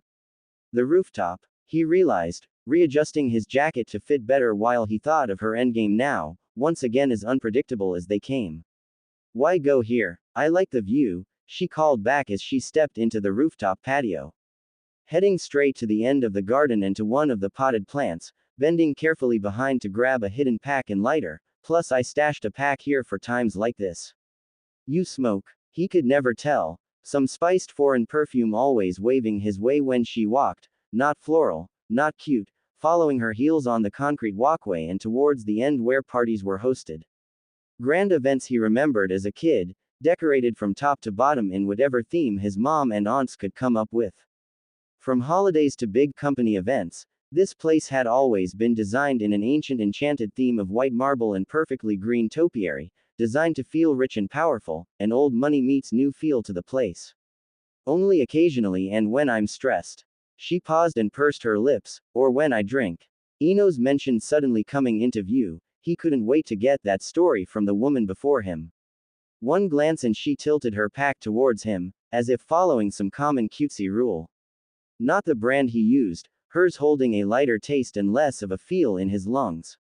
He took what she offered, almost holding it like a gift, not a bomb, but it still could kill him. Taking her own, she looked out into the city lines briefly and dropped her gaze to the task at hand. The damn lighters flicker dying right as the third swipe, she could almost swear it was Monday, but before the anger could settle the wave of smoke came closer to her, and a new light flickered. Here, he sparked the flame from a scratched silver boxed lighter, letting the light dance before her for a moment before she leaned forward and inhaled. An instant buzz of calm washed over her, though the heat remained as she watched him inhale, the end taken so carefully between his lips. Aren't you a little too young to be killing yourself with these? Bad habit I picked up when I was in freshman year, he shrugged, you're not that old yourself, you know. He tried and failed, her straight face never giving away the trick she played. You try working at a strip club until 3 am every weekend for 2 years, you're bound to pick up a bad habit or two over there. Just the brighten to her day she needed, that stupid surprised look on his face breaking every line in the shocking reveal that she could barely hold back the laugh, that buzzed better than the nicotine. Caught between the surprise and the way the laugh bounced off her shuddering shoulders revealing a whole different woman. You, he managed that word for his unfinished question, before she shook her head, dimming down to answer. I was the bartender and occasionally the bouncer, adding casually with a shrug, the kicking mention again. He nodded slowly following the story, the tips helped pay for rent and it worked around my CL schedules. You should have just led with that. He took a drag to cover up the mental image, working itself towards lewd the more he unwillingly thought about it. Not new, but still a dirty thought a taken man should have not thought about. Having just talked to his girlfriend not 10 minutes ago, the little uneasy guilt quick to settle in at the reminder. And miss the stupid look on your face. Not a chance, Nara. She hummed the last of her amusement and took a slow inhale, aware of his eyes dead set to the end of the cigarette at her lips. Her cheeks hollowed out as she took a breath, taking the time to consider, creating her own plan and getting a step ahead. Your proposal is good, rough around the edges, but you have 2 days to smoothen it out, so focus on convincing their chosen influencer that you've done this before. He looked away, glancing at the city skyline, taking a moment to think before asking. Hooked. Do you know who it is? Not a clue, honest and inhaling once she blew out the smoky breath with her exhale and flashed a dangerous grin at the idea, but I can do you a favor and figure it out by pulling a few of my strings around here. That means I'll owe you one. He furrowed his brows deep and cautiously looked at her, forced to look past those eyes again. Sell your soul to me, I won't disappoint. A taunting devilish remark, the brighten in her day as his focus dropped to the red-lipped promise and he took the time to consider. I'll take you up on that offer. Then we have a deal. She stretched her right hand to him, breaking the seams of the fanged smile, nothing cute about it, Shikamaru. Her beauty, a gun, and that smile, her trigger. And he stepped forward to shake hands with the devil. His cigarette stubbed out and the air of composure returned. It wasn't he who watched her walk away this time, but Temari as she stopped her steps at the front desk and leaned against it, just a slow enough blink that followed the man until he reached the conference room to resume his work. Admittedly, she did find he had a cute butt on his departure from her. She gave him just enough to keep him on that hook, just enough to where she could get a better understanding of who this man really was and what he really was after. Matsuri. Her eye stand quickly looked up at her name, Temari humming an amused note under her breath, I need you to go and collect a few of my favors. What do you need? Matsuri nodded along as Temari spoke low and in Sunian, giving the task of finding out who the influencer and their companions would be. At one point last week she heard a rumor about a new face to the Uzumaki brand, one that she would have found out on her own had she kept the task for herself, but now it was time to cash in her own favors to get a firm hold on this partner of hers. Whether for her own personal gain or her professional one. Matsuri hummed to herself as she dropped down to floor 13, stepping out in a skip and walking past the front desk of the floor without bothering the receptionist as they watched her with caution. She might as well have been Temari entering the room, her eye stand a spy and sly reminder that secrets couldn't be held long in the company, they would eventually come out if the wrong people got their hands on them. And Temari saw it all for the woman who sat just on top of her, the shadow at Inochi's back, games her directors would play, and Tsunade allowed it. A simple knock to the head of Human Resources door and Matsuri stood back waiting for his approval, entering and coming to stand before the desk. The occupant letting out a groan as he faced her. Ah, it's you, Neji muttered, huffing under his breath to ask, what does your mistress need, Matsuri? Matsuri handed a folder to him and quietly smiled, waiting as Neji skimmed the brand logo on top and looked back at her, interested now. She's calling in her favor for information on who the new influencer in the Uzumaki brand company is, she'd like it by today if possible. Neji hummed under his breath and nodded, accepting his task. I'll ask around. Now go. Brushing her off annoyingly, he glared back into the desk when the door shut, covering his eyes with a groan. Had he just been more careful, had he kept 1010 from trying to defend him to her, maybe things would have been different, but with this position he held power, and to protect the company he had to have a hold somewhere useful to those on top, and what better position than the one where he could hide their sins? Human resources. Then again, his 9 to 5 was just a job, worth the sacrifice of stagnancy. His true hidden happiness would walk out those doors with him at the end of the night as they always had, and Temari would stay in her domain unbothered and hiding their secret. Getting what she wanted and what they needed. Ruthless, cunning, and a step ahead, he had to at least admire her desire for the top spot, even if he didn't like the means in which she got there. Playing dirty to get what she wanted. Once the black sheep of the company, she now set the bar for the new standard everyone had to follow. Grabbing his phone, he leaned back into his chair, swirling around to look at the view from the 13th floor, and blew out a sigh as the dial rang. A man answered. Neji, what can I do for you? An elegant low voice meeting Neji's call. Sigh, I've got a favor to cash in. Who from? He curiously asked. Who do you think? A short pause, a little breath of realization. Temari actually wants to accept my offer. Apparently, lover boy. Neji sighed. Doing her bidding as their deal required him to, so, do you accept? Of course, I'll make my way up there when I get some free time. Wednesday, 4:32 p.m. If she had just bit her lip one more time, he was afraid he would be persuaded to jump off that table and come closer to her. He had nearly leaned closer when she wrapped her lips around the end of that white cigarette and shut her eyes just to inhale the starting smoke. Resisting whatever this urge inside was whispering him to do, or what to keep fighting, ignoring this attraction with a sharp nudge so he could focus off her distracting presence. Like a magnet, she somehow pulled him to her and he didn't understand the reason why.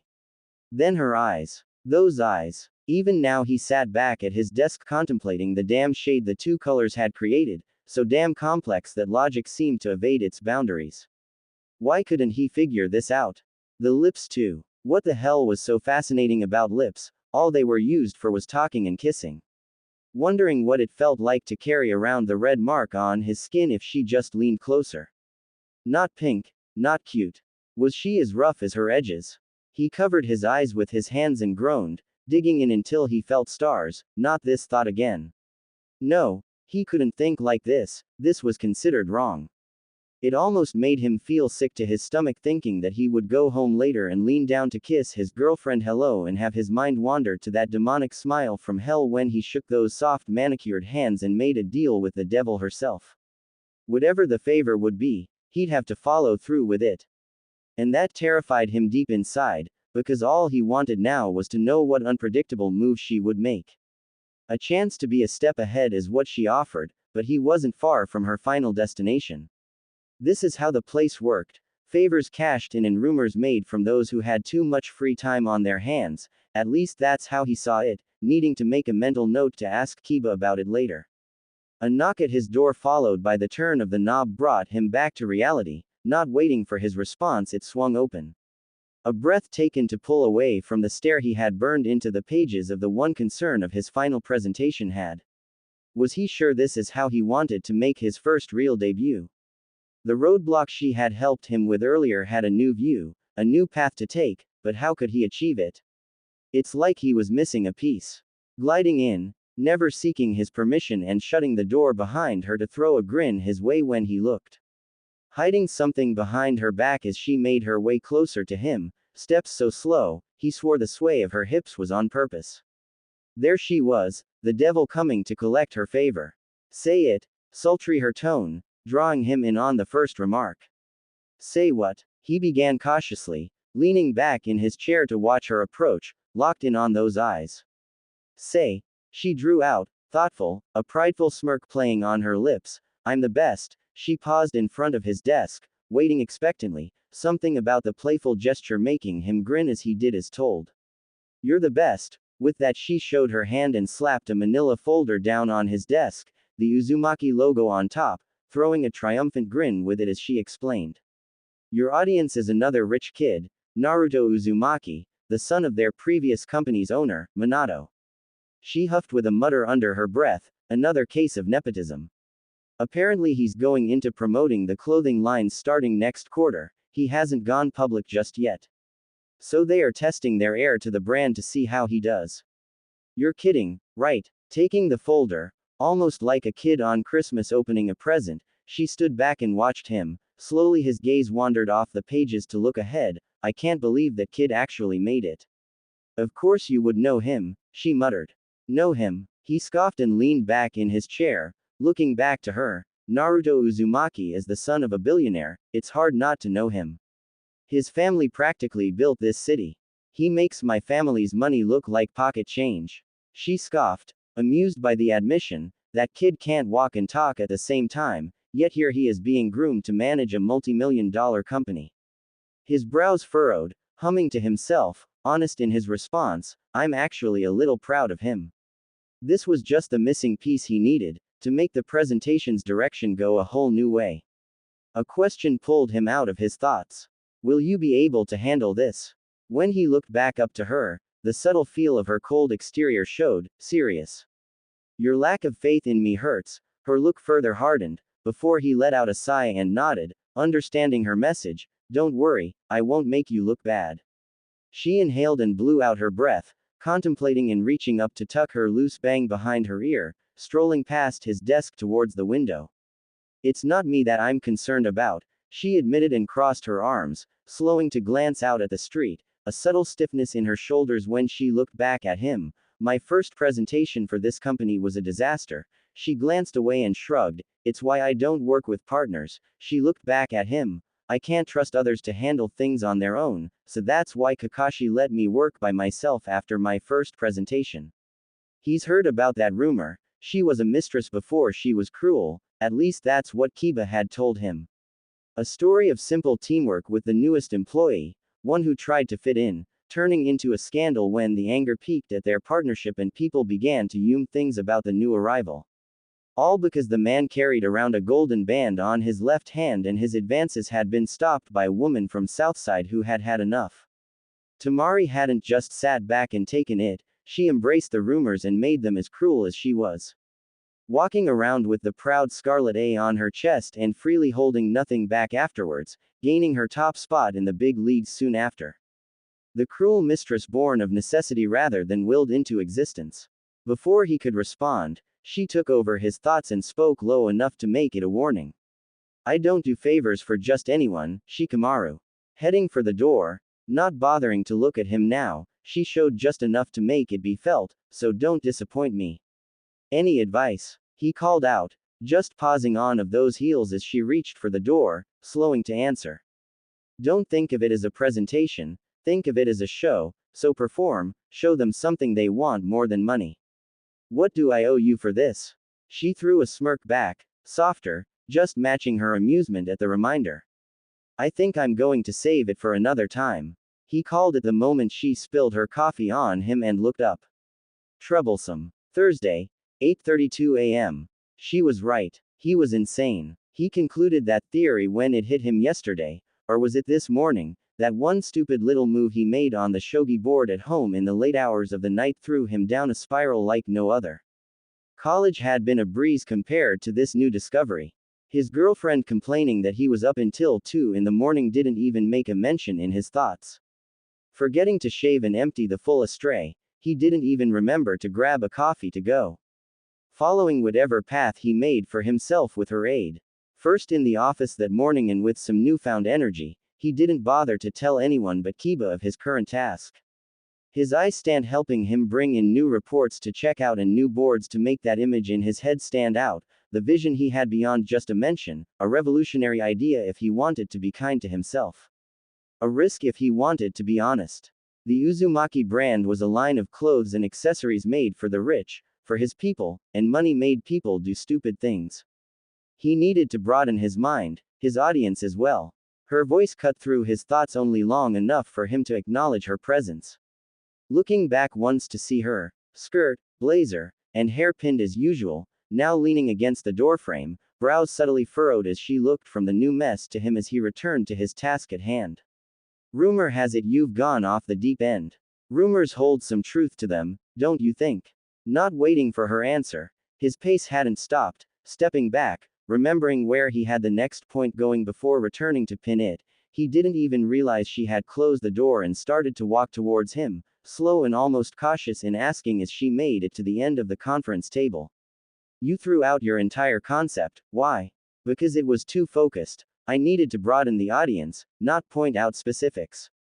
He looked back to her, hesitant. Last night I thought about what you said. He turned away, an almost shy admission following. People are greedy, all they ever think about is money, not what kind of difference they could make with the power they have. He gripped the back of his neck, aware that her intense gaze was quietly staring back at him, asking for more as her arms crossed. So why would we only promote to one type of people? We needed to be more humble and think of the long term versus short term, you know, this season versus last season. The confusion still edged on her features. He stepped towards her and tried and failed to explain once more. Just look, please. He gestured to the board and her eyes finally shifted off him to follow the new plan. The silence as she looked through it, deafening, his heart racing in anticipation at what she would say. Her conclusion, a sharp breath exhaled. The Uzumaki brand doesn't tailor its lines to the general public, Shikamaru. She emphasized with a huff, as if she'd faced the same battle once before and lost. They are very exclusive. Maybe they should expand, he insisted, trying to convince her now to see his side of things. Imagine if they just cut their prices by half, we could market them into a whole new era of prosperity. They won't fall for this, they are too selfish. She shook her head, slowing as he grinned back at the board, almost sly in its intent. Naruto will. He glanced back at her. If he's going to be the next head of their company, then I'm going to focus on convincing him that this is the direction his name brand should be going with. He sighed, reminded of those early years with his private school's most popular student. I know him well enough to know that he's a firm believer in charitable work, giving back. He paused and grinned. He's a good guy and he'll make a good face to the brand as long as we can convince him that this is a better way for people to believe in the company his parents made. Because she had given him this new audience, she gave him a mention worth the effort. Making a difference as long as he could follow through with his plan, hoping he wouldn't be late this time. I want to do it this way, because it makes a difference. He stated firmly. She turned to face him, locking his eyes with hers, peeling away at whatever crack he would show, but he stood as unmoving as she was. Are you sure about this? His response was instant. Yes, I am. He stood straighter, proud in a way to finally have his answer, to have figured out his limits and finding a way to reach new ones. This confidence, this fire that nearly matched hers. It did things to her. Temari sighed heavily. You can't do this. Making her blunt conclusion, he nearly gasped when she turned and pointed to the board. It's too messy and unorganized. She stepped away from him and scoffed a laugh, throwing a shot at him. Honestly, is this how you think sometimes, Nara? Because it looks painful. He didn't get a chance to respond. It's going to take you a week at minimum to get this done and have it ready for the presentation tomorrow. But, he began trying to go back to his point, but she wasn't stopping. But nothing, and just when he thought he had failed, she sighed loudly. You need to get the team involved to help with the workload. It's too much for one person, so if we want to get this done by tomorrow, we've got lots to do. I thought you said I would have to do this alone. She faced him, her chin lifted and she put her hands on her hips. He didn't flinch, but the look made him stand straighter. Are you my partner or not, Shikamaru? He nodded slowly, faster after she narrowed her eyes. Then let me show you how it's done.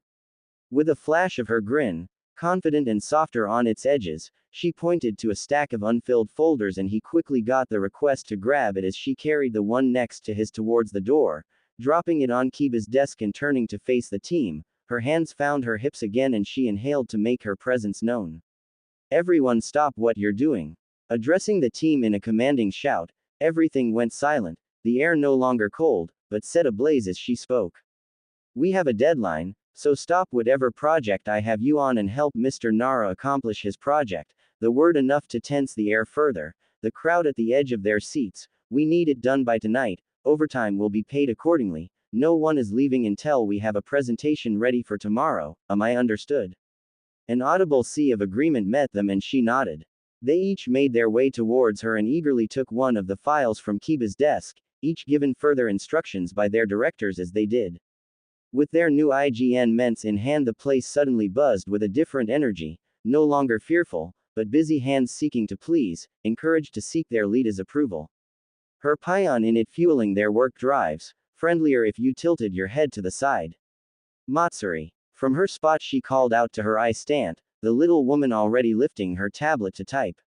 You know the drill, cancel all my meetings and make sure no one has to leave. We can't be late. Yes, ma'am, with her firm nod, she turned away. Matsuri hid a grin behind her tablet and tapped her short pumps to the front desk, ready to order coffees and lunches, ready to call down to the other departments for whatever information her mistress needed. So what do we do? Shikamaru glanced around the busy room and back to her, meeting that expectant look as she stepped toward him. We go clean up that board, it's a mess. She grabbed a hold of his arm, a firm grip he noted, and dragged him a step into the conference room, following after her now as she made her way to the boards.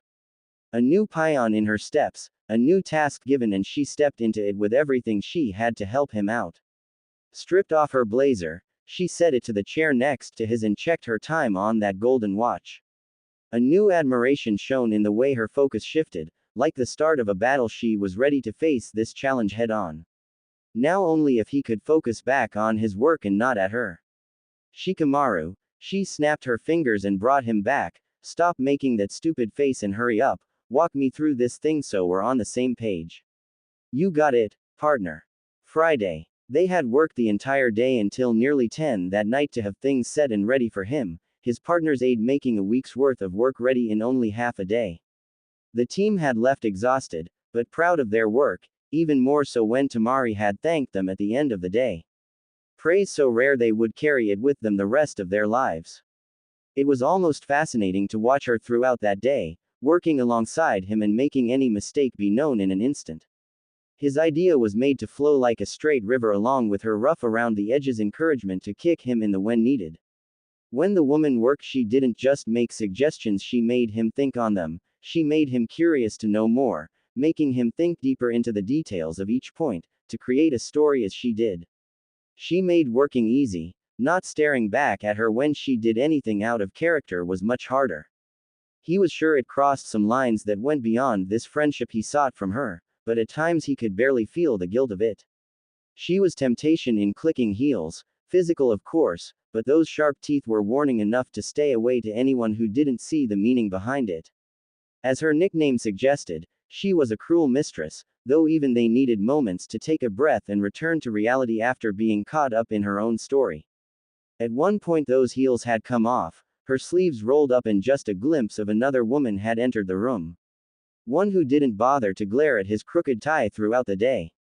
Working hard didn't scare her, the woman swam in the deep end fighting its pull and escaping its dark depths just for him. To help him in this path he chose for himself. It did things to him.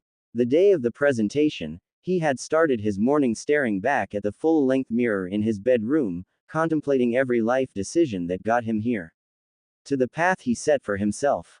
A suit made for special occasions such as this, a dark emerald green and a tie to match, simple and clean like the rest of his look, and on a more personal note, his favorite color. Soothing too. Temari would probably get that look on her face if he left his tie loose now, one of the first things she always looked at when addressing him. With a sigh, his hand raised and neatly tightened the knot, the feeling of being choked coming after. Damn, he didn't realize he'd be this nervous, and for something as simple as a presentation. He's done countless of those, never once had he been scared, if anything they had just been a drag to get through. This was different, it had more meaning, more memory to hold, something to treasure or something to look back on and berate himself with if he messed up. Asuma would have encouraged him, but never in a way where he would get it on the first look, he needed a second just to understand what it meant. He had made him think, made him curious, and made putting effort into things less of a drag. Less troublesome. Shikamaru couldn't wait to tell this tale to Mirai on Sunday. Good or bad, she'd give him a big hug and possibly babble about wanting him to sneak more sweets her way when her mother wasn't looking. His view in the mirror added a new figure, a woman as tall as his shoulders and carrying a pink cup of pale coffee as she neared his back. Dressed in a luxurious silk robe and smiling fondly. Good luck today, a bare-lipped kiss placed on his cheek with some effort as Shiho stood on her toes to come to him. Thanks, he muttered, swallowing down the knot again, still there. Maybe tonight we can celebrate your success. Hugging his arm, Shiho smiled up to him, cute and sweet, always kind and encouraging, sometimes soft-spoken and nervous as he felt now.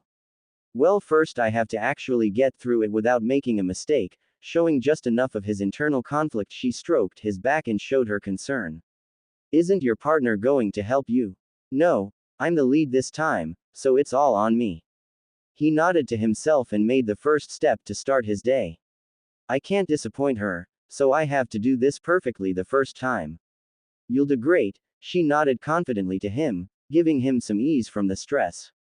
Taking the first step out the door, he left her, waving back as she blew a kiss and watched him head towards the elevator. Her smile dimming the moment he was out of sight. She carefully sipped at her coffee, and thought about the nights of the week, when he actually would be home. Shiho knew he had an obsessive streak, just this week had proved it, focusing on one task and giving it everything he had, as long as he wanted to put the effort in. Just going through finals week with him had been an introduction to what she hoped to marry someday. Unfortunately for her, when he showed his interest elsewhere during one of these moments, he could forget about the details right in front of him.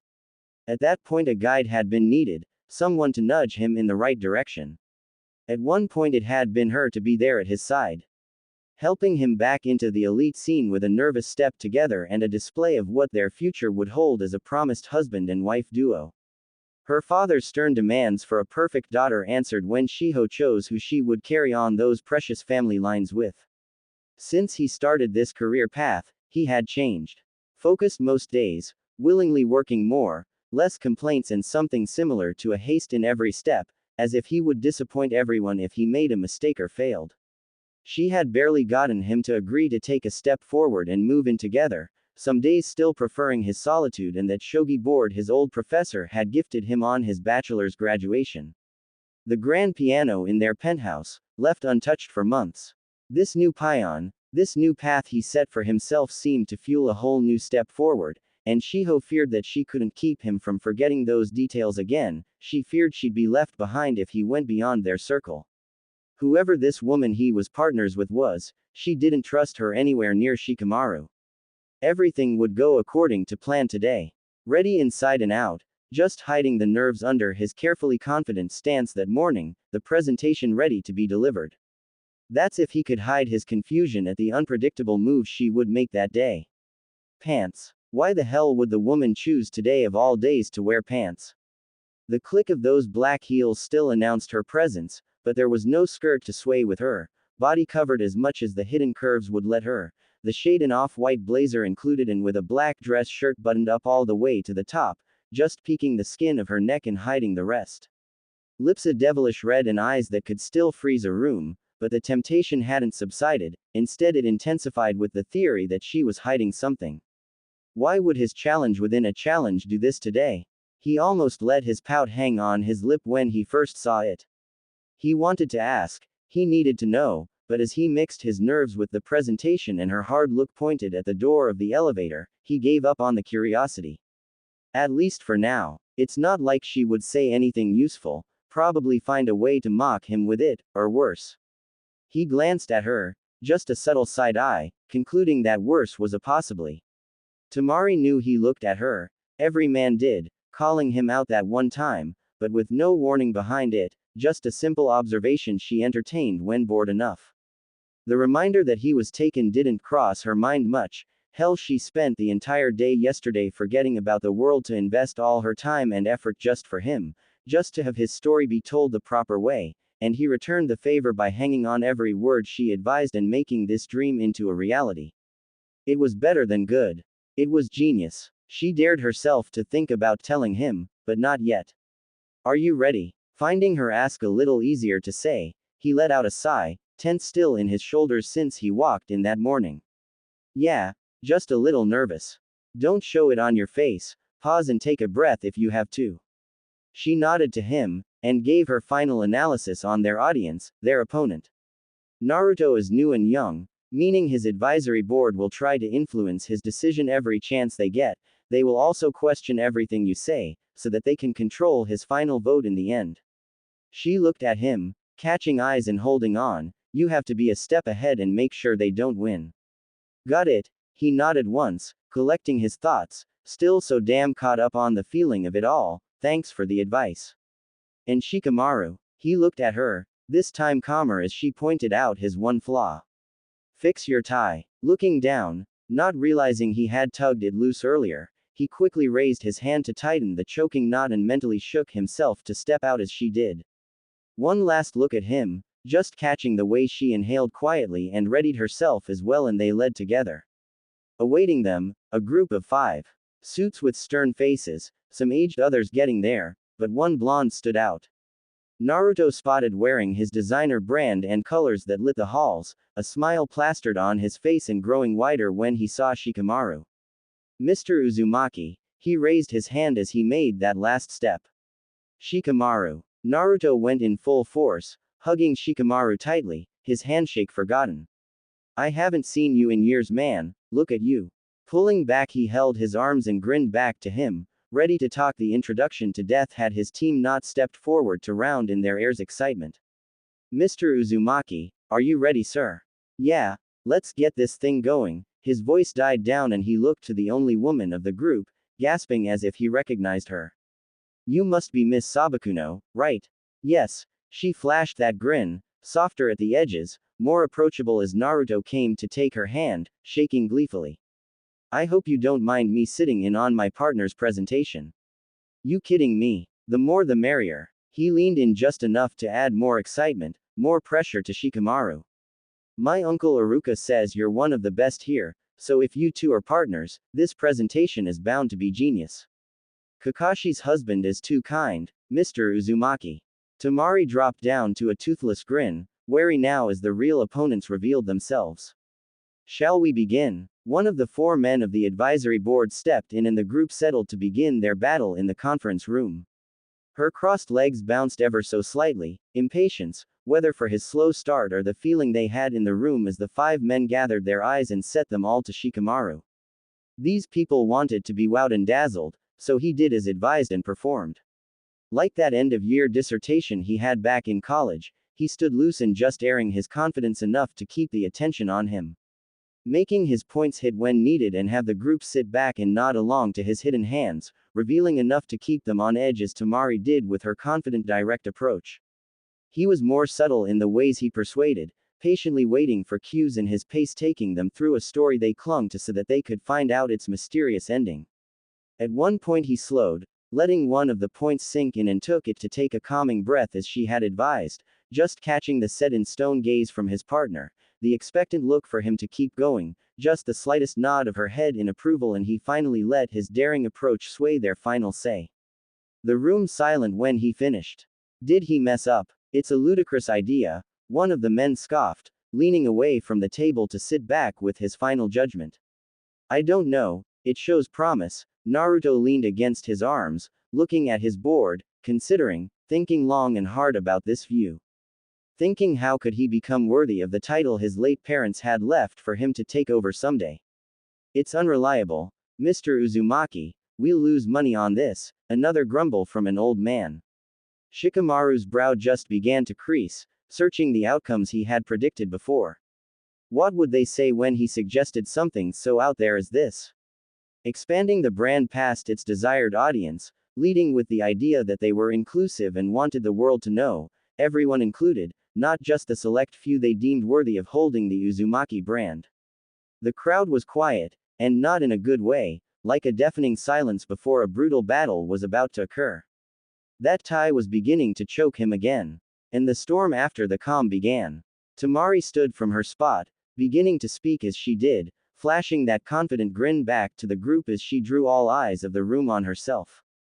As my partner said, Mr. Uzumaki, by following this course of action, your company will benefit from furthering its line towards a more general point of view.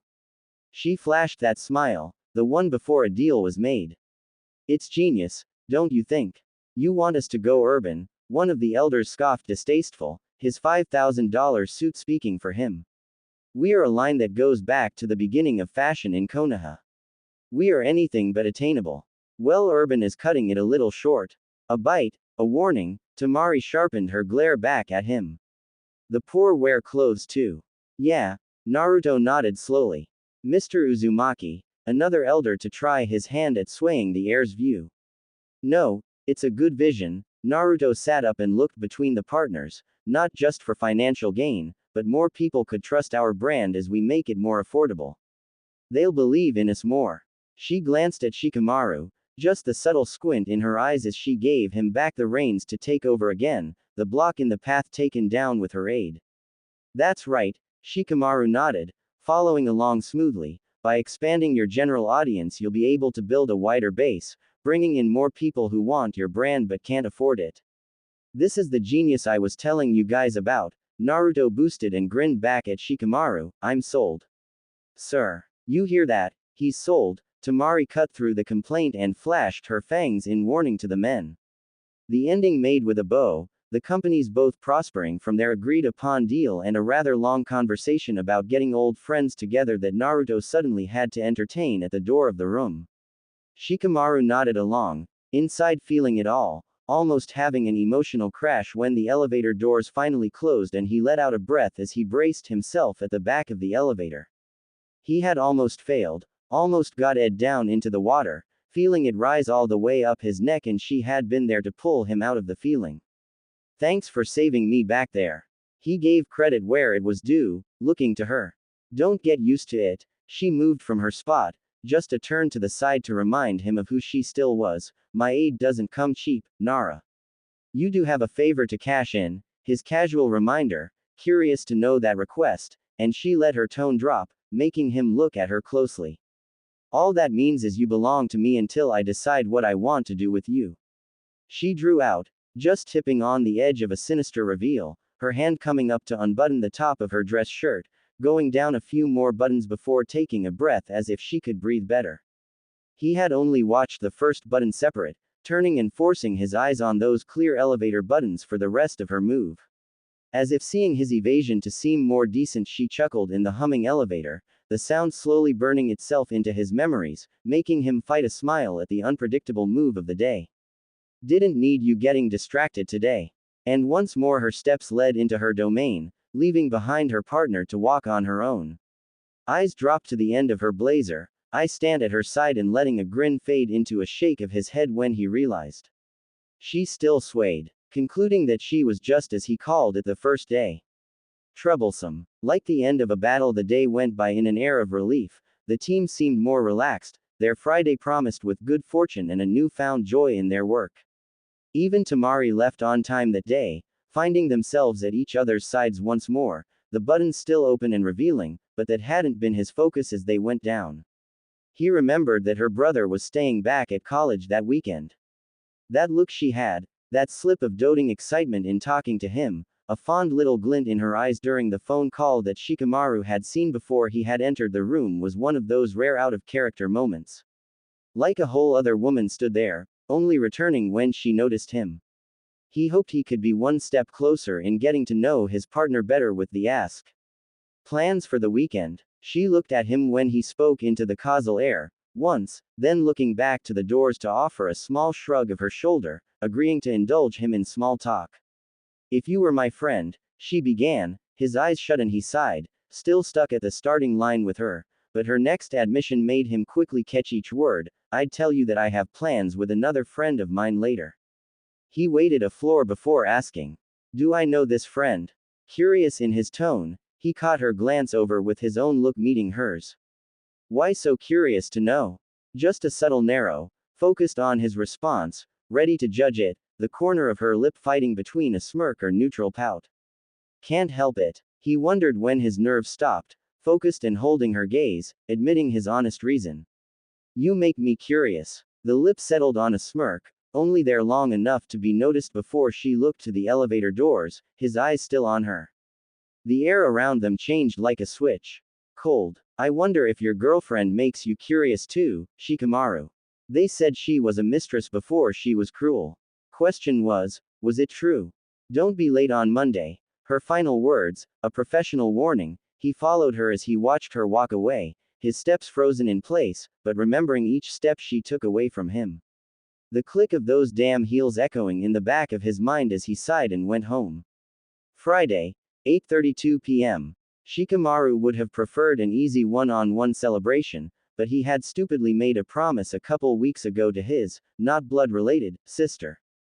Knowing Ino, if he didn't follow through she'd definitely pull her famous actress card and cast her sorrows on the audience that was their family. This was saved him a lot of grief, and in return Ino picked a club he enjoyed. Not loud and not crazy, an elegant aura around the room, music at times questionable for its rushed beats, but overall a great place to have a drink and zone out while the others enjoyed each other's companies. Tonight he didn't want solitude, he wanted to just let life go where it wanted to, unpredictable or not. Like the clouds above, they went along with the breeze and flew through the blue shades of sky, and just like them he would too. That's if his girlfriend's nerves could be settled by his carefree attitude tonight. How did you get us roped into this? Shiho huffed under her breath as she fought the strap to her shoulder, her blush rose dress a size too big and her nerves heightened at the look of the private club around them. It won't be so bad, Ino promised us a quiet evening, and I actually believe her this time. He nodded confidently, pausing his final step to release his hand from her back, eyes already set on the familiar life of the party. Blonde, beautiful, and cheerfully sharing it all with the world. She had said quiet, but it was hard not to recognize Konoha's precious new gem of the season, a diamond used to being on display, admired and loved by all. The fiancé she tugged around barely noticed when the blue eyes met his and he forced a tight smile when Ino squealed their names. I can only talk about modeling for so long, Shikamaru. Shiho muttered, and just as he did stepped closer to the table. It's her paon, he shrugged, adding in a subtle grin and wink to ease her, just zone out like I do. Drink in hand, the exciting introduction made and Shikamaru stood back, letting Shiho do her nodding and socially interacting with Ino for them. Ready to be tagged in once Ino got her energy high enough for Shiho to handle. Just waiting on one more, Ino kept her eyes shifting around, like a meerkat looking for danger, but instead offered what she was looking for as she gasped then pouted, thinking she saw this one more, but getting nowhere as she sat back down and sipped her drink, careful of her glossed lips taking the straw. Great, more of Ino's friends. He huffed under his breath and hid his irritation behind the drink, looking around the space. Quiet was promised, but being interrupted the first few minutes put a dent in the mood. Apparently she was more popular this visit than the last. His quiet observation swayed one way then the other, right hand on his GL of aged scotch, lazily taking in the room and just pinged the forbidden shade. He blinked. A second look wasn't just needed, but required to keep himself from that fine line between composed and maddened. To keep from making that stupid face Temari called him out for.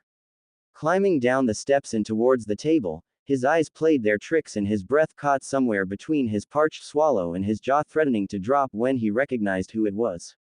The shade of red on her lips, darker now, matching the color of her velvet dress, shoulders bare and a softly tied knot twisting in the front of her chest, revealing a generous amount of naturally tanned skin pushed together. Hair loose and waved at her tips, bangs tucked to the side and drawn on so lightly he couldn't tell if she was wearing makeup or not. The only sign of it seen around her eyes, the black framing that forbidden shade his logic still couldn't comprehend. Following the lines of the rich berry color of her dress, the cloth clung to her body like a mold, tight, perfectly filling out her hourgirl form and snugly ending just at her knees, the click of strapped black heels non-existent as they hit the floor below. But her presence was loud enough to him. He saw her before anyone else, finding her in a room of blurred faces and dulled music, standing out in a crowd of elites and making them nobodies to him. She promised torture, but he wasn't ready for this kind of pain, making his mind go blank and feeling his gut twist when she found him, drawn in as he was. As if feeling his gaze on hers, their eyes connected, and neither could pull away for whatever unscheduled moment this was. Curse his memories, for he would remember this moment for the rest of his life. To make matters worse, a man came to her side and he couldn't for the life of him figure out why he was suddenly angered by his presence, especially when he put a hand to her bare shoulder and spoke close and low to her. Almost as if he was envious that her attention wasn't on him anymore. Taking each of those seconds he kept his eyes on her to heart before releasing a breath and returning to reality. The grip on his GL had tightened, but his girlfriend was still forcefully engrossed in one of Ino's many tales of her life traveling. What was Temari doing here of all places? His answer, a blonde in a designer lavender and blue dress screaming at the top of her lungs. Temari, Ino called out, already abandoning the group around her to rush over to the two new arrivals, making the table look back to see why. They leaned into one another, pressing cheeks in kisses without letting their lips leave a mark on the other, saying some foreign greeting after. The smile this time was softer, genuine, sharing Ino's excitement with little effort. You came, I'm so glad you accepted my invitation for tonight. Had a change in my schedule, so I was free to come. Temari glanced down admiring the shade of the dress as she returned to Ino. It's not often you're in town this long and once again wearing ASCII designs. Just taking a break between gigs right now, Ino twirled, showing off with a wink, a little side promoting for the little guy while I'm at it. They shared a laugh with one another, before the dark-haired man that had waited to the side was grabbed by his sleeve and brought closer to her. This is that friend of mine I was telling you about on Wednesday. With a firm push she made her date step forward with a shy hand extended to shake Ino's, her smile falling into a wondrous drop in her jaw. Eyes locked and the exchange blurring on its edges to seem like a romantic love at first sight scene. Sigh, pleasure to meet you, Miss Yamanaka. As he introduced himself, his nerves evened out and his short smile grew when hers did, as if she calmed him enough to enjoy the moment. You can call me Ino. Both stuck in the first exchange, smiles growing, almost there. Then it fell and Ino gasped, looking at Temari with a bright smile. Oh, where are my manners? This is my fiancé. Said fiancé came around Ino to shake hands, only getting Sai to accept. Temari tightened her grin, suddenly stiff. You got engaged. Yeah, last week, she nodded excitedly, slowly dimming down as she casted a glance back to her brother in confusion. I'm surprised Shikamaru didn't tell you. It's the first I'm hearing about it. Said through her teeth, bared and with a dangerous gleam in her eyes, as if he'd made a mistake. Strike one. Shiho. As if remembering the other occupants of the group, Ino turned to the table and presented the new arrival. This is Temari Sabakuno, remember I told you guys all about her at the lake house. Shiho Yamaharu. Shiho raised a hand to shake, one look down and that tight smile shot back to her, a new dangerous stiffness already set on Temari's bare shoulders. Yamaharu. She drew out and flashed a wider grin now, looking at her hand and then back to Shiho's gaze. Your father is a lawyer for the Sharingan firm's legal team. She hummed, flashing her gaze at Shikamaru, speaking through her teeth, how curious. Strike two, in trouble again. You know him? Shiho asked, her hand falling unshaken and tensing when Temari returned to her, the smile yet to fall. You could say that. Well, come on, enough introductions. I've got the entire night planned out. Ino interrupted, leaving behind her fiancé to grab Temari's arm. Please tell me you're up for dancing. No one here dances anymore and I've been dying for a partner who doesn't have two left feet. I'm not nearly drunk enough for that, Ino, Temari scoffed, putting a hand to the man's shoulder, sly grin in place, but Sai here has a talent like no other. Really? She glanced at Sai, a new quieter excitement unlocked, her love of dance, music, and the arts. What's your favorite style? With it Sai smiled a little softer, admitting. I'm particularly a fan of the clickles, but I do enjoy the quicker pace of the tango as well. Sai nodded to her, his thin line drawn out as Ino grinned back at him. Really? Me too. He just noticed it, the little narrow in her smoky teal eyes, watching the two's interaction carefully, almost as if she was searching for any mistakes or getting ready to step in when needed. Whatever she was doing with her move to push the new guy towards Ino, Shikamaru barely noticed, stuck between trying not to stare and staring, as if he was caught on only her and no one else. Shikamaru almost had to shake himself to remember where he was and who he was with. His girlfriend still tense at his side, feeling her discomfort as much as his own, both for two different reasons. Then that engagement story made its way. He internally groaned as Ino went on, having literally been there for the whole thing and now there a second time for it all, and at the end Temari sighed loudly. I'm very disappointed in you. Temari set her GL down. The gin tasted and approved, but her sights set to Ino, marriage. You're a little young, don't you think?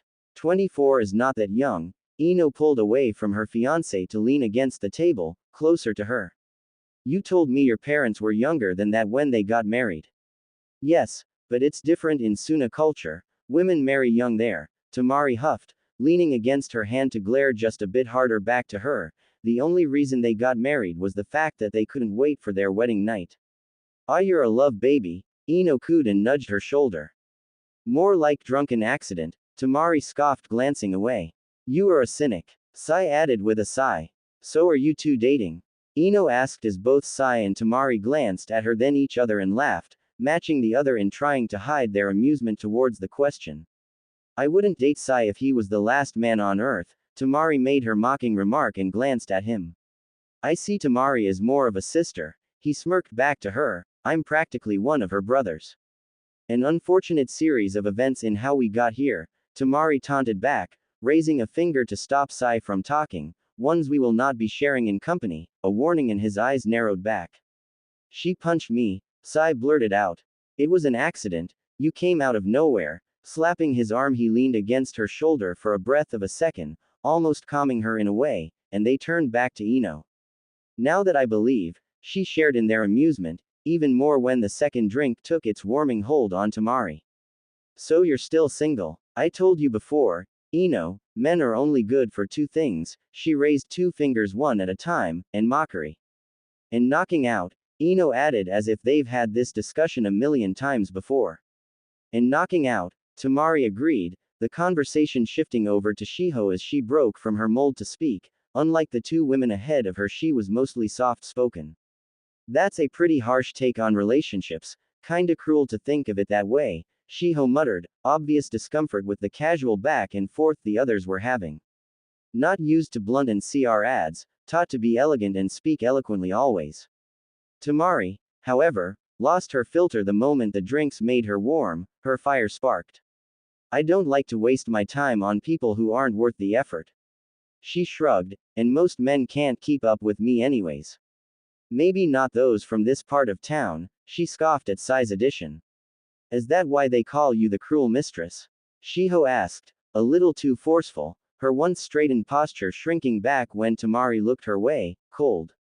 No, Temari bared her grin a little harder, crushing in one slow step, but rumors do hold some truth to them, don't you think? Shiho tensed slightly, pressing a little closer to Shikamaru, but the Teals took their pity on the weak and looked to Ino when she scoffed out her remark. That entire building is nothing more than a center for gossip, I swear, Ino huffed, putting a comforting hand to Temari's shoulder, but she chuckled it off as if it didn't bother her. You never settle for the opinions of sheep, Ino, they flock together even if it's off a cliff. He almost didn't hear his name called after, distracted in his thoughts and keeping tabs on every point in the conversation, absently doing his job of comforting Shiho by making sure their arms touched, a regular evening with elites. So how was the presentation today, Shikamaru? He looked back to Ino, just catching the last of the question, having been staring at the GL before him deep in his thoughts. Shiho said it was your first. Right. Suddenly unable to figure out what to do with hands, more nervous now than he had been before the presentation today, he fidgeted with his jacket as he straightened. 5 pairs of eyes set on him, and just as he made his plan, Temari stepped in, turning the attention on her. Strike 3 and he was out. He did well for his first time. Temari nodded her approval, ending in a taunt directed at him. Entitlement helped him. Look at Temari, playing well with other. Sai chuckled. Since when did you start betting on the new hires? I like to gamble. What can I say? She shrugged, focus set on Shikamaru, locked in an almost unapologetic manner. Who knows, I might even let him stay if he can keep up with my high standards. The damn imprint on the GL after she drank from it, stained and taunting a longer look than necessary, playing off the look with a sigh and new focus set on Ino. I'm sure my dad appreciates you helping out so much. I'm all for charitable work, Ino. Another insult to throw his way and he fought it, turning his grin into a sip of his drink and harder glare back at her, warning her back. She almost seemed to relish in it, his fight to keep quiet and not engage, or was she doing it on purpose like her walk? Enough fun and she turned her eyes back to Ino, ignoring the way Shiho watched them. You never did say how your trip to Kumo was and I want every detail about that cliff shoot you did by the sea. She slowly glanced at her fiancé, fighting a sneer, aside from the obvious surprise engagement. Where do I start? Ino put her drink down and began her tale. She watched Ino intently, hanging on every word of the repeated story of her times modeling abroad, showing further interest as she returned in a calmer smile and asking questions. Engaging, friendlier if you tilted your head, Ino looking back excitedly as she asked about a previous project of hers that made its way to the billboards a few months back. Spilling the story of how she promoted a product worth her time, crushing everything in her way to see herself on top. Her cruelty applauded once more. His eyes dropped, back to the nearly empty GL and took in Shiho's furrowed brows as she tried to keep up between the talking blondes, whatever the topic she nodded along, trying to fit in as most elites inspired to be a part of the group. The night a thread being slowly cut on his end every time he'd fight and lose that look over at her, unable to comprehend the rising insanity of the whole evening. As unpredictable as it got, and he stupidly had wished to have just that, a night he'd just breezed through turned into treading through deep waters once again. This time she wouldn't help him through it, no, she was purposefully pushing him below the water level, seeing if he'd sink or swim. He was on the verge of drowning. Up until her date put a hand to her arm and muttered something to her, rising as she did, agreeing to leave the group for new drinks. Temari had known him since they were teens hustling for any work they could find to make ends meet. Bounced from one foster home to another before making it out on his own, Sai didn't necessarily call himself a member of her family, but he did crash a few times on the Sabakuno's couch when times were tough. Unbothered by the cruel approaches she had towards life and even amused when he got to witness it in person, he was a friend she could trust. He was a friend she owed a favor to. Here we go, Temari mumbled under her breath, catching eyes with the man as he finally stopped that slow step to address her. Thought you said she was single, Temari. Sai muttered and leaned against the counter to wave the bartender over. She was, Temari huffed under her breath, shaking her head as she slid into the velvet red barstool. I can fix this. Our deal was you introduce us so I can finally ask her out. Sai huffed, fixing the growing creases on his face and slowly dragging a hand across it, defeated. Who am I kidding? This was a ridiculous idea. Relax, Sai. Don't get worked up just yet, she scolded calmly and glanced back at the group, catching the cheerful way Ino charmed the others with a smile and another enchanting tale of some kind, but her gaze wandered past her priority. To him, jaw tight and brows furrowed deeply, glaring at his GL scotch in focus, no doubt caught in some deep train of thought. That woman at his side, stiff, uncomfortable to be in such a place as this private club, no doubt a good girl and perfect marriage material for the entitled rich boy. The perfect girl, and a Ing Yamaharu at that. Her father a pesky roadblock in letting her deal with the direct management team of Sharingan's firm, having to work now with a stoic Sasuke to get things going instead. Used to crushing others' dreams, she almost found it pathetic of herself that the man who had worked wonders in the past couple of days settled on such a meager mention. Did he really think himself that low? That unwilling to give it his all? Especially with a commitment such as marriage and even more so with a girl as plain as a blank sheet of paper.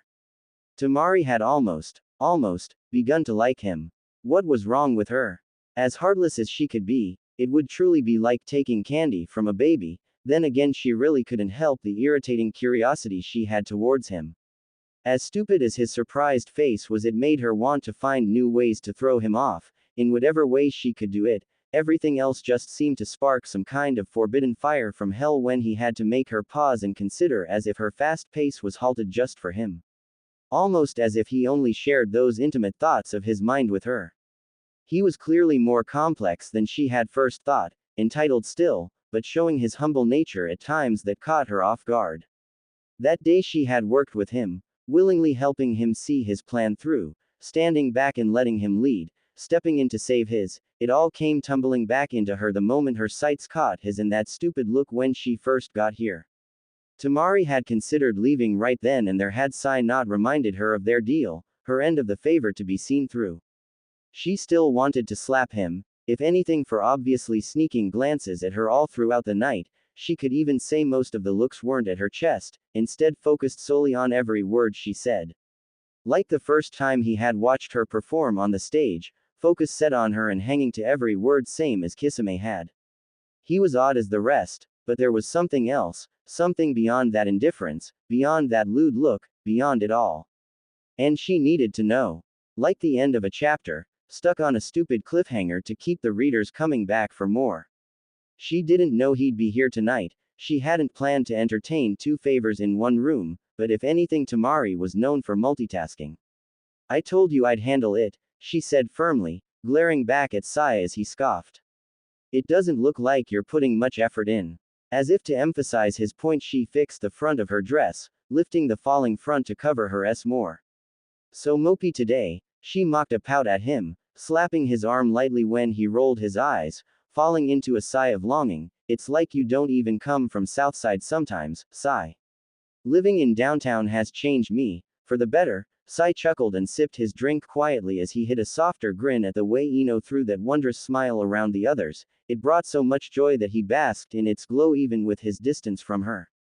Her silent admirer since that day of the company event a few months back, where he had accidentally spilled a red GL of wine on her dress, and before they could exchange apologies she had kept running and ended up having the time of her night with another blonde from their table. Love has made you weak. Temari scoffed, sipping her drink, stilling and furrowing her brows as he sighed. She almost gagged when he spoke, and she drank until she emptied the cup. I want to marry that woman.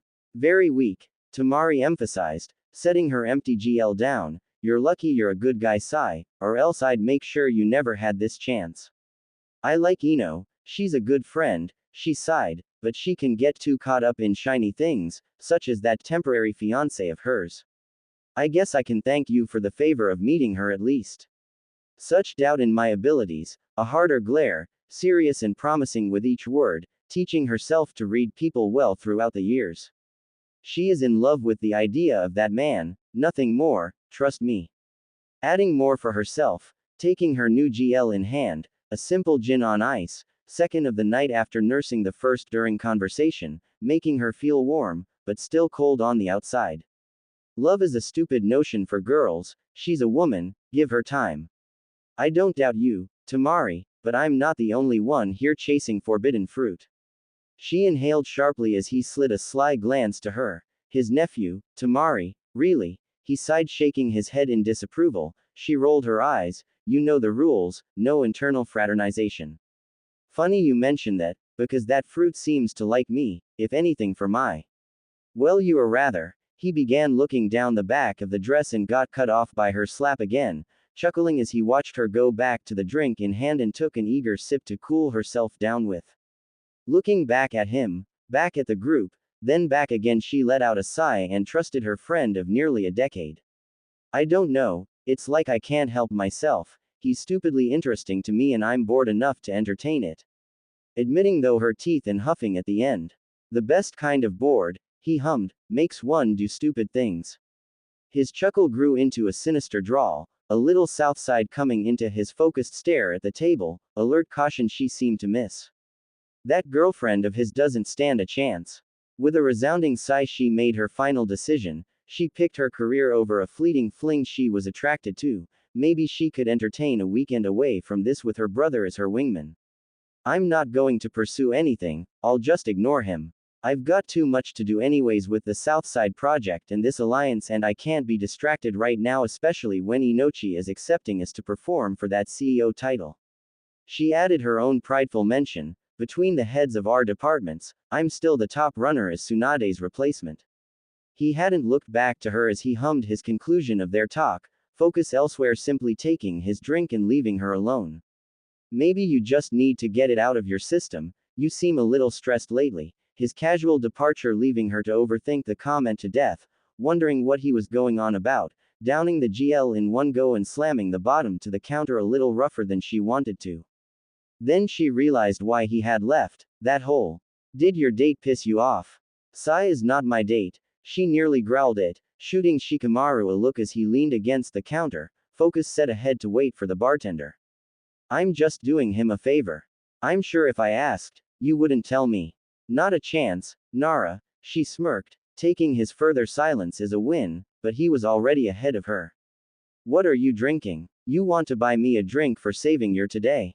Quick to catch up, he grinned down to the counter and spoke.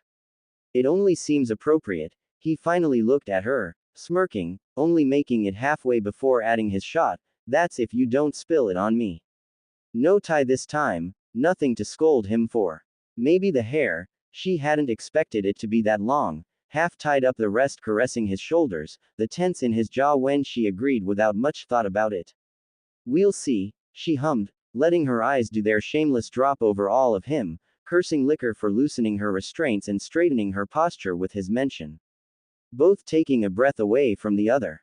So when were you going to tell me you were friends with Ino? Now he looked at her, leaning on his left arm to the counter, with that harder glare, focused on her gaze and nothing else. She might have been tipsy, but her tongue was still as sharp as ever. The same time you were going to tell me your girlfriend's father was Hanji Yamaharu. Raising her brows at him, emphasizing her point. Why does that matter? He raised a brow, waiting for her explanation, waiting to figure out why she seemed so on edge around Shiho, and she didn't hold back, updating her current struggles to her partner. He's the prick holding back a few of my advances in the Sharingan deal, it's making things harder to work around, legally speaking. She sighed heavily with her admission, that's why I'm working with Sasuke to get things going, to make this alliance worth the effort, but I'm not getting much ground with him either.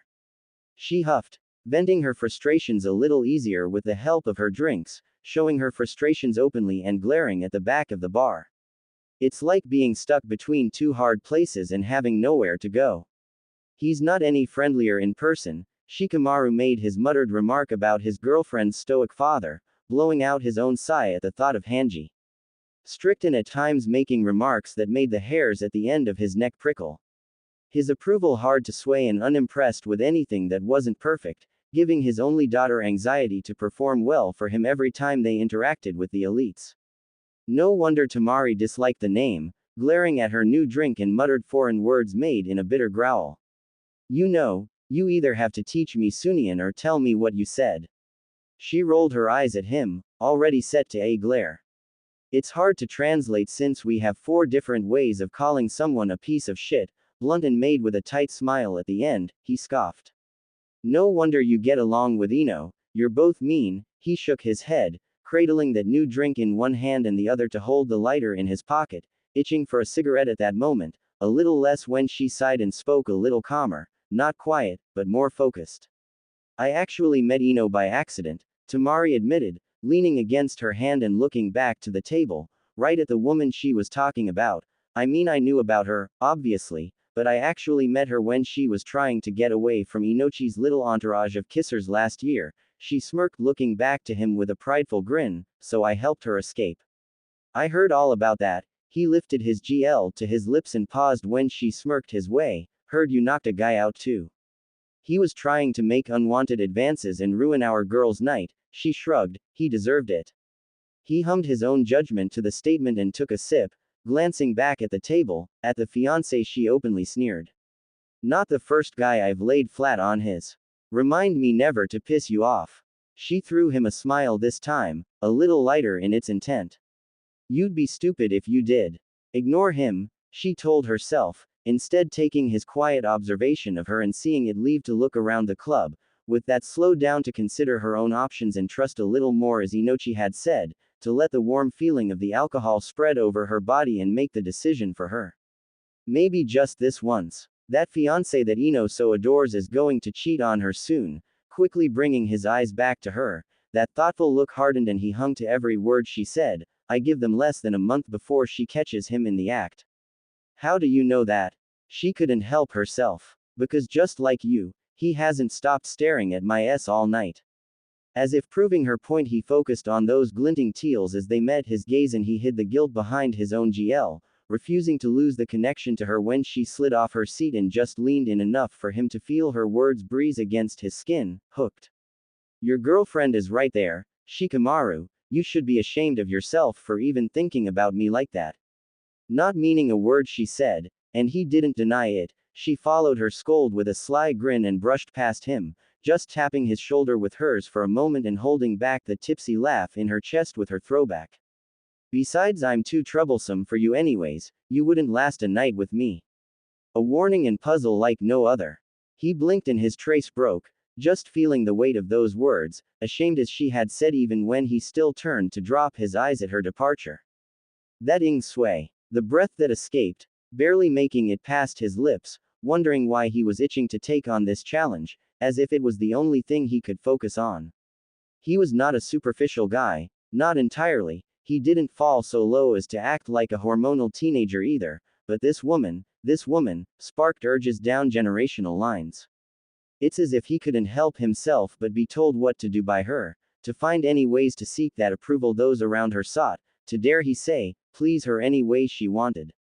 Her whole being screamed paean through every fiber, offering many to try and many more to fail that bar she set.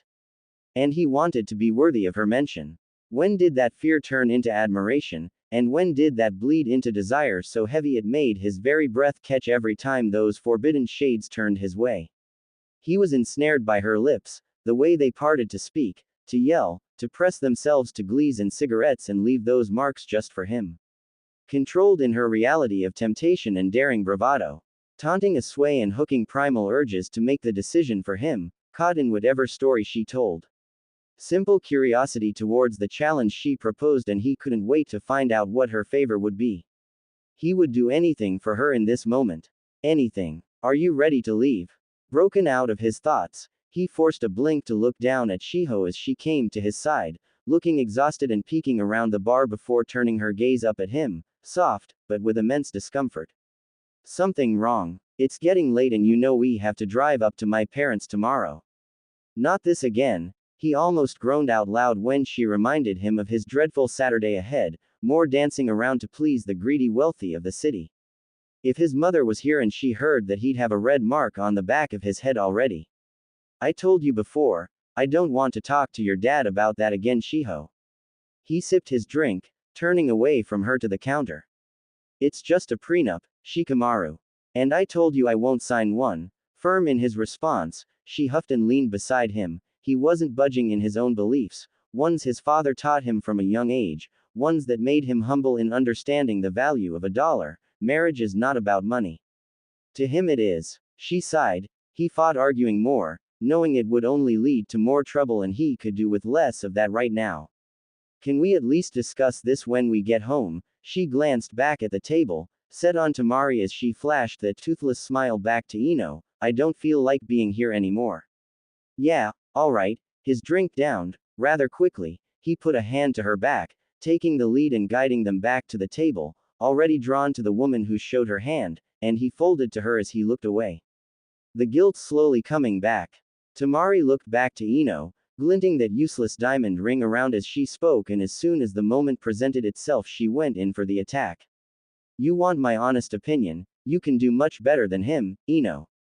Temari made her blunt remark and brought her GL to her lips, tilted her gifted drink and savored the bitter taste for only a moment, but not the one it caused Ino. Like a double-edged sword, it cut her to know Inochi's daughter would get hurt, and she couldn't help her. If anything, you're honest.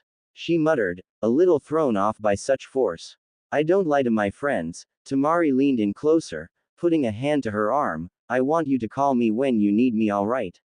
Leaving so soon? Ino looked confused as Temari stood and walked around to her other side to lean down and press another lipless kiss to her cheek, leaving no marks on her flawless features. I'm done with my night, dear, but Sai should tell you all about the production he's making for the Uzumaki brand next week. Temari let a softer smile turn down to her, the warmth aiding the delicate curve on her lips. They'll be needing models and you'll be my first recommendation, Ino. Really? Her mouth dropped in wonder, the brand not only exclusive, but a model's dream gig. Tell her all about it, Sai. She threw a wink at her friend and gave him his opening to make his mark. Pulling away from the group, her smile fell and her thoughts returned at full force, focused and ready to take out all in her way. Cold. Temari took her leave, ignoring the dark eyes she knew would follow her out, and climbed down the steps to the outside of the prestigious nightclub. So much to process, her drinks only aiding in slowing down the world a fraction of a second for her before she remembered why she did this. Grabbing the phone from her purse, she made quick work of calling the one person she knew could help her. A man answered. Hey, you still awake? I was just headed to bed. She blew out a sigh of relief and asked. Think you can spare some of that sleep for me? She smirked. I know your wife won't mind. My door will be open, Temari. See you soon.